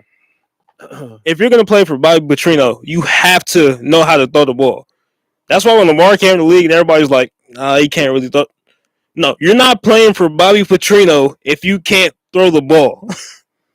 And speaking of highlight Like- plays and or Heisman plays and or Heisman moments and highlight real plays, go watch Lamar's college highlight tape one more time. Just watch the 1 year. Don't even matter. Watch that 1 year. Just watch the Florida State game alone. That was that Lamar, and I wanted to deny it in a moment. That Lamar Jackson Louisville year, it's higher than that RG3 year for me. Mhm. That's just one of those years that, like, you know how they always had that thing about rappers and what particular year was like a 99 overall. That's one of the greatest football players I've ever. Like, he's up. Like, that one is up there with 04 Vic. Like, that one is up there with 2018 Peyton Manning. Like, that was freakish. Like, I kept waiting for something negative to happen that year, and I was like, every game is an individual highlight reel. Like, that's one of the best football players I've ever seen in my life, period. even when they lost. Like, it was, Yes. it was insane. It was literally insane. But yeah, like, but back to the point though, like, yeah, Jalen Hurts. I mean, yeah, it's really up to Nick Sirianni, and like, it's weird. He's kind of. I know we're all over the place right now, but like with Nick Sirianni, it's about to end with basketball too. Yeah, like with Nick Sirianni, it's kind of like that. He's kind of in the same position as Ryan Day. In a weird situation. He is. Because all year people have been talking about like, all right, the Eagles are good, but like how good are they? They got the talent. Like Jalen Hurts, same thing. Will Howard, he's good, but is he good enough? Can they really do it? They got Jeremiah Smith out there. They got AJ Brown out there. Can they really? And somehow they're in the Final Four. Okay. Yeah. Okay, they're playing one of those teams. Can they get over that hump? Mike Tomlin said it years ago. I think Pittsburgh backed their way into the playoffs. Week 17, they lost, but somebody else lost, so they got in. And he said the locker room was still kind of somber, and he was kind of like, hey, the Super Bowl champion has lost their last game. And my dad told me that quote, and I've never viewed football the same after that. You make it through the regular season, and you do anything in your power to win 3 games. You just got to win. Yeah. So going back to the Nick Sirianni point, feeling like Ryan Day, I do feel like now at this point, even if they lose, I think Sirianni comes back at this point. Yeah. But the pressure would be on for next year, right? Mm-hmm. Now, if he wins the Super Bowl, he didn't bought himself a little bit more time. It's still Philly, so I don't know how much time he bought himself. But yeah. He didn't bought himself a little bit of time at the very least, right? 2 more. From that standpoint, like you said before, I don't know if he needs to open up the playbook now, but do what you got to do for 2 more. You hold on for 2 more. None of what we just said matters. Speaking of things not mattering, Draymond's apology. So I didn't think that I would still be talking about this Jordan Poole, Draymond Green beef. I'm going to be completely honest with you. As far as Draymond saying the same thing, saying it was 3 years ago. I think it's still 2 now at this point. I know we just hit 2025. I think it's 2 years ago. But what I didn't like about it, and I started to use it as that's out there now, I didn't like the get over it aspect of it. Because no, I don't have to. I don't have to. Now, I'm going to take this back to a relationship aspect. Let's say one person cheats, right? And let's say the other person leaves. Let's say the person that leaves, that got cheated on, talks about whatever the situation was. That other person can sit there and say, let it go. I don't have to. That could change how I move forward. Where I do agree with Draymond is you got to let it go and move on if you're on my team still. Going back to the relationship point. If we're still together, you got to let me live. Did you forgive me for that or not? Is it over? Are we moving on? The difference is Jordan Poole isn't there. I can talk about this shit as much as I want. Especially if I feel like you got one up on me. Now, I'm merely talking about the response. All of this stems from Jordan Poole being asked a question about the guys in the locker room over at Golden State. And he said, I love those guys over there. Well, I love most of those guys over there. Here's where I will always say only hit dogs holler. Jordan Poole got traded from a championship contending team to the Washington Wizards. What if he was talking about Steve Kerr? What if he was talking about anybody else? Do I feel like he was talking about Draymond? Probably. Draymond, you want to know the reason why we're talking about this on the show? Because you responded. Only hit dogs holler. So for you to say you need to get over it, this is why he's not. if you admit that you did something wrong, let him get that off. Especially because he didn't say nothing crazy. Now, in terms of the actual incident itself, I've even talked about it before. I said, I don't know too many situations. First of all, just the way the video started, Draymond being in his face, that already was where it was in terms of escalation. So, A, I don't know why Jordan Poole was looking away. And then B, to push somebody and not have your hands ready after is insane to me. I still stand by the point, and I don't care what anybody says. I've seen teammates fight. I've fought family. You can get into a situation and not put your all behind a punch. The way Draymond Green hit Jordan Poole was not a teammate punch. People like to bring up the Steve Kerr and Michael Jordan point. We didn't see it. Let's say Jordan did do that to Steve Kerr. You wrong as hell, just like Draymond is wrong. We didn't see it. We saw this one.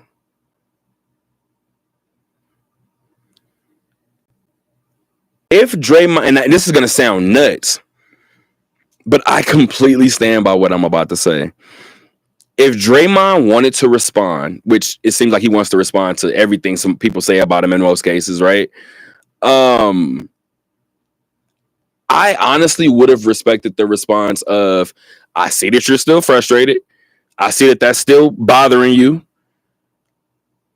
Let's do a celebrity boxing round. Especially if you think that he's not like that. So he's going to say no. So at that point, now you got to shut up. But to sit here, and I love Baron Davis, LA legend, then told him to his face how much he means to me and my brother. But to watch both of them laughing about it, not to sound like that, I didn't watch people get hit like that, and I heard people laughing like that, and y'all don't want to know what comes next.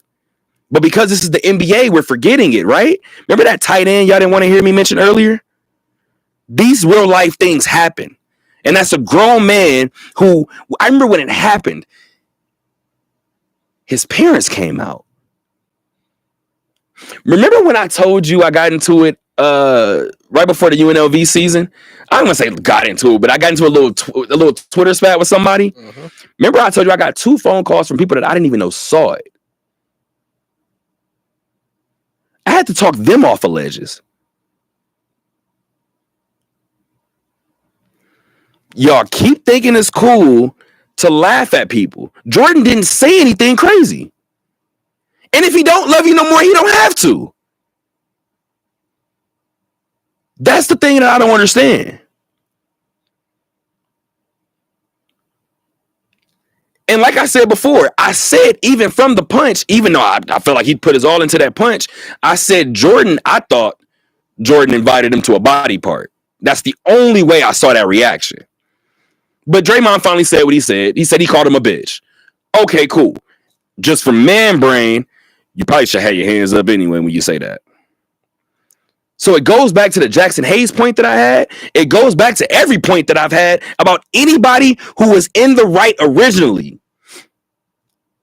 You can make one false move and instantly be wrong. I remember we had that conversation about Jackson Hayes. I remember he said that too. You could, originally it could be kind of not doing anything wrong, but you make the one false move, and now you're the guy that's wrong. Honestly, I'll be honest with you. I really don't care to talk about the Draymond situation because I don't like the guy. Like, he makes everything about himself. Like you said, he had no, there's no point even talking about it. Really, it's dumb. He just loves attention, and I don't know. He's a diva to me, honestly. I don't.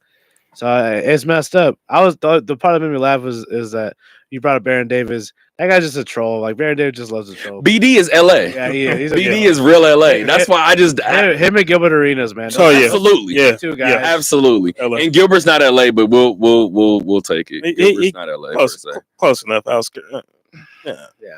Yeah, but I mean, they're from the same cloth of like We'll take it. they love to be Gilbert talked too much. they love to be trolls, Nah. man. They love to Gilbert be trolls. talked too much trash about LA Hoopers, and he'll be like, "When I had to come down, when we in LA, you ain't got to come up or down. Like we're in LA, so what do we? You had to come down here, right? Okay. him and B Jennings conversations are hilarious. I'm like, that's two sides of LA for you, right? Word, word. Yeah, but the whole Draymond situation, like Draymond, an interesting case, especially like these last few years. Like now that the Warriors are like on the backside of like their whole dynasty now, it's like the same thing that got Draymond to make it to the NBA, to have those amazing 4 years in Michigan State, to become an all-star, one of the best defenders of all time, is the same thing that's kind of killing the back end of his career. That fire and that rage that he plays with, that macho-ness that he plays with, that presence that he brings to the Warriors that made the Warriors, is the same thing that's starting to like kind of kill the back end of his career. Like he's kind of like, it's kind of might be a bad analogy to use, especially at this time, but it's kind of like fire. It can be good, it can be something you can cook something with it, or it can be destructive. Now, he was cooking with it when they were winning, when they were winning 60, 70 plus games, winning championships, and now it's becoming destructive. And now it's at the point to where, if you're Steph Curry, what do you say? Because it's helped you get to this point. If you're Steve Kerr, what do you say? Because he's always done it. It's gotten you to this point. But now it's at the point in his career to where it's like, all right, Draymond, yeah, you're still productive, but we're not seeing the wins like that. Okay, Draymond, we're not the team we once used to be. You're not the same player you once used to be. But so it's kind of like, really, where do we go from here? And like the Warriors as a franchise, like they're in a very weird space because they got these young guys. Steph is signed up for at least a few more years, and it's like, what do you do now? What do you do now? So yeah, Draymond, yeah, he's always an interesting case because he's hot and cold, and usually he's running a little bit too hot. So Yeah, I don't know. Dude's a problem, man. He just like he plays he's the tough guy on the court. He's the guy that's the muscle for the team, and he plays that tough guy. But I'm trying to think about it. Anytime there's altercation on the court, I never actually seen him get into a fight. He's the guy that's always just throwing cheap shots. People. The Nurkic thing was kind of close because Nurkic did. Yes, you're right. That was yeah. that was probably the closest thing. Even the Rudy Gobert thing, like you said, he did come from behind. Came from behind, put him in a headlock. I mean, for whatever it's worth, he's stomping Sabonis in the nuts. He's more of his album, but yeah, he always does stuff, man. I'm just like, it's crazy. I feel like with Dre, we can move on after this. That's the first ballot Hall of Famer. I still feel that way because it's the Basketball Hall of Fame and it's not the NBA Hall of Fame. Vastly overrated, man. Their stats are so bad too. It's crazy. If you look at some of the, if I did the silhouette test in terms of just stats, you would be surprised some of the statistics that are in the Pro Basketball Hall of Fame. Draymond impacts winning. Are you? And it's impossible to deny that. I agree with that. I agree, but it's just. But just from this is what I'll say, and I heard somebody allude to it recently, and since this keeps coming up, I give every man the benefit of the doubt that even if you don't want to, if push come to shove, I feel like every man will fight. May not want to, may not like his chances, whatever. I'm prefacing what I'm getting ready to say with that, because I don't think Draymond wouldn't fight, right? However, too many athletes, and I heard the story told to me about Draymond being at a club in California and Tristan Thompson being there. Apparently, Tristan was on nothing good that day. And they said Draymond wanted no part of it. And this is what I'll tell you it reminded me of, respectfully. I remember Tyga and Dirk were going at it, right? And Game, being LA, hopped on the record. And I remember they were at Belasco in California. And there's this TMZ video, somebody from the second deck, from the balcony. Game is in the club, and Dirk walks in. And I guess somebody told Dirk that he was there. You see the video, Game is wherever he's at. Dirk comes over, and Dirk starts talking directly into his ear. They have a little conversation. Dirk walks away. You guys do your own research and why I just said the two. Sometimes it's for show until somebody addresses the show, and all of a sudden it gets real. It gets really real fast. Do I believe Draymond would fight? Yes. Do I believe that I've heard that Tristan story from too many people to believe that it didn't happen?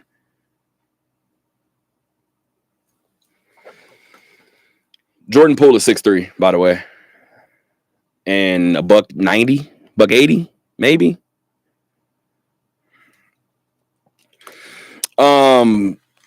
We could talk Jimmy Butler in the Heat. We only have 2 minutes or so to talk about it.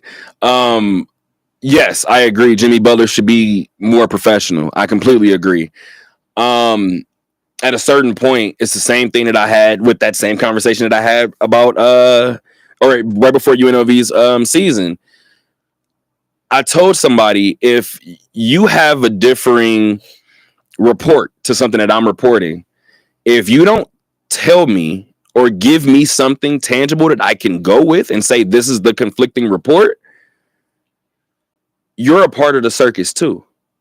If you're not trying to come to a solution, you're part of this too. I agree. Jimmy Butler should conduct himself better in these situations.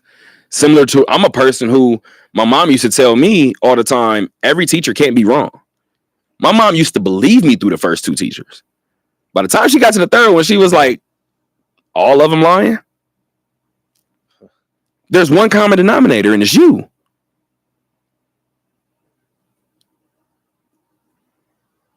So it happened in Minnesota.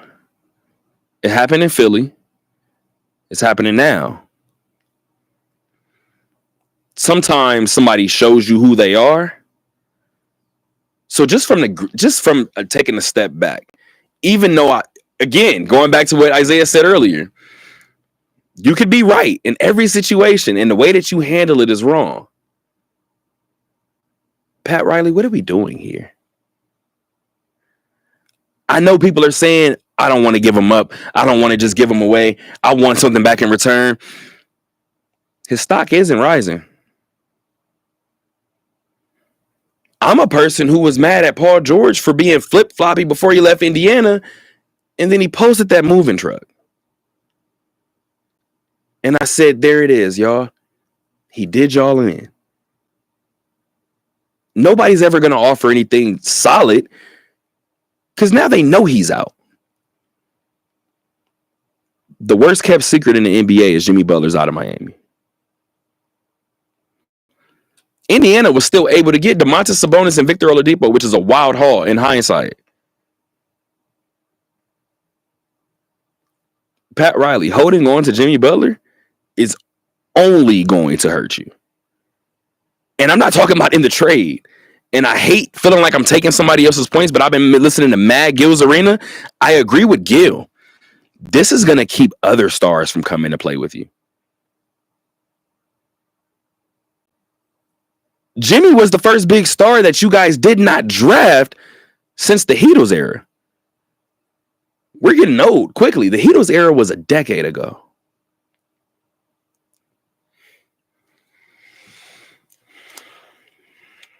Yeah, I'm not really sure. I mean, yeah, it's kind of it's definitely at that point. Like you have to come up off of Jimmy at this point. I know, like I mean, the whole situation is crazy because nobody does Pat Riley like this. Nobody has ever even tried to mess with Pat Riley in such a fashion.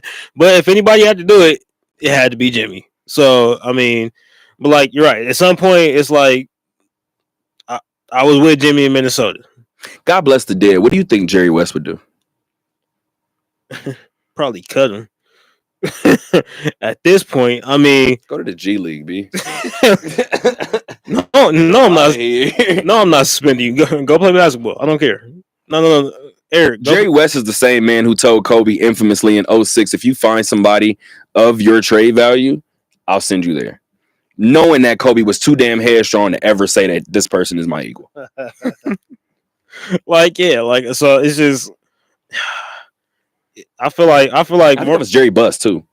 Yeah, I think this is more like you just see two headstrong guys, egos colliding right now, and it's just like, it's like who's gonna buzz first. But yeah, Jimmy's at the point to where he's like, "Look, I'm out here."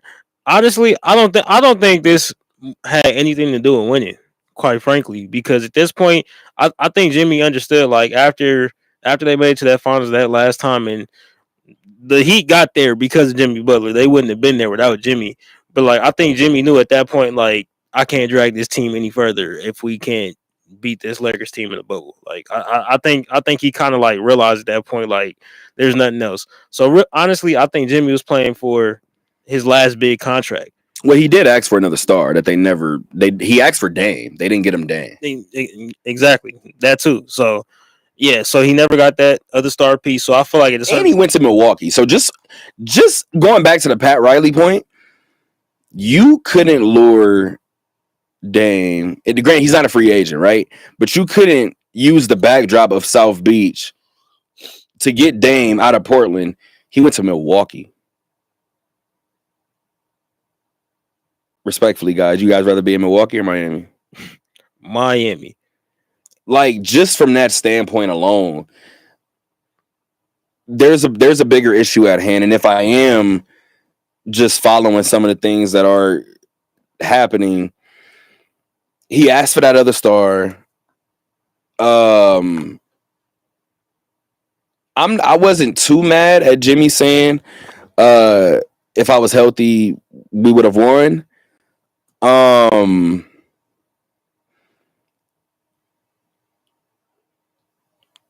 I want my cornerback to be arrogant. I want my wide receiver to be arrogant. I want my star player in the game of basketball, where your star player is going to touch the ball the most, to be a little arrogant. I wasn't completely mad at that. On the flip side, Pat visibly showing his frustration during his exit interview or exit meetings or exit interview rather, for him to be asked about that and for him to say Jimmy has to keep his mouth shut. The guy that just took you to 2 straight finals got to keep his mouth shut, or took you to 2 finals, got to keep his mouth shut. I think if anybody in this damn locker room could talk, it's me. Just from that perspective, have I met Jimmy? I think I've been around Jimmy once, but I think we all feel like we may know a little bit about Jimmy, and telling Jimmy to shut his mouth publicly doesn't seem like it's going to work well. Now, let me remind you that you can get me in. Let me remind you that you haven't lured anybody in free agency. Let me miss a couple games and see how this team does. Just from that standpoint, I'm not going to say Jimmy's wrong to feel how he feels. Going back to the theme of the night, both of them may have felt like they were right at one point in time. I had the conversation with James Boyd from The Athletic on Twitter yesterday, I think. At what point do you just end it? Jimmy can't end it, so you have to. Mark Davis had to be the adult in the room when Tom Telesco and AP met, right? Both of y'all go. At what point, Pat, are you going to stop trying to prove the point to somebody that might not get the point or doesn't want to get the point? You want to know the only person that's suffering? Well, the people, rather, that suffer? Everybody else that's going to wear Miami Heat uniforms come March and come April. Because Jimmy won't. We all got a little bit of ranting toward the end of the show, but before I get out of here, my last NBA point that I was going to bring up, I didn't like the way the Sacramento Kings fired Mike Brown, but it sucks when the next guy up is going to be a good coach, and Doug Christie looks exactly like that. The Kings, I believe, have lost 2 games out of their last 11, I think. So again, maybe it was a Ron Rivera, Doug Peterson type situation. Just we needed that voice out of the locker room because it definitely seems to be working for Sacramento. Do you guys have anything else for right now? Yeah. Before we get out of here, you asked me what I did this past week. Mm-hmm. I went to go see Messi play. Hey! You went to that Yes. Led with that, damn it. Yeah. game? Yeah, After we started the show, I thought about it. I was like, oh wait, I did do that. Like, Copa America, versus Inter Miami. Got to see Messi score. A great game. It was at the end of regulation. It was a 2-2. Went to penalty kicks.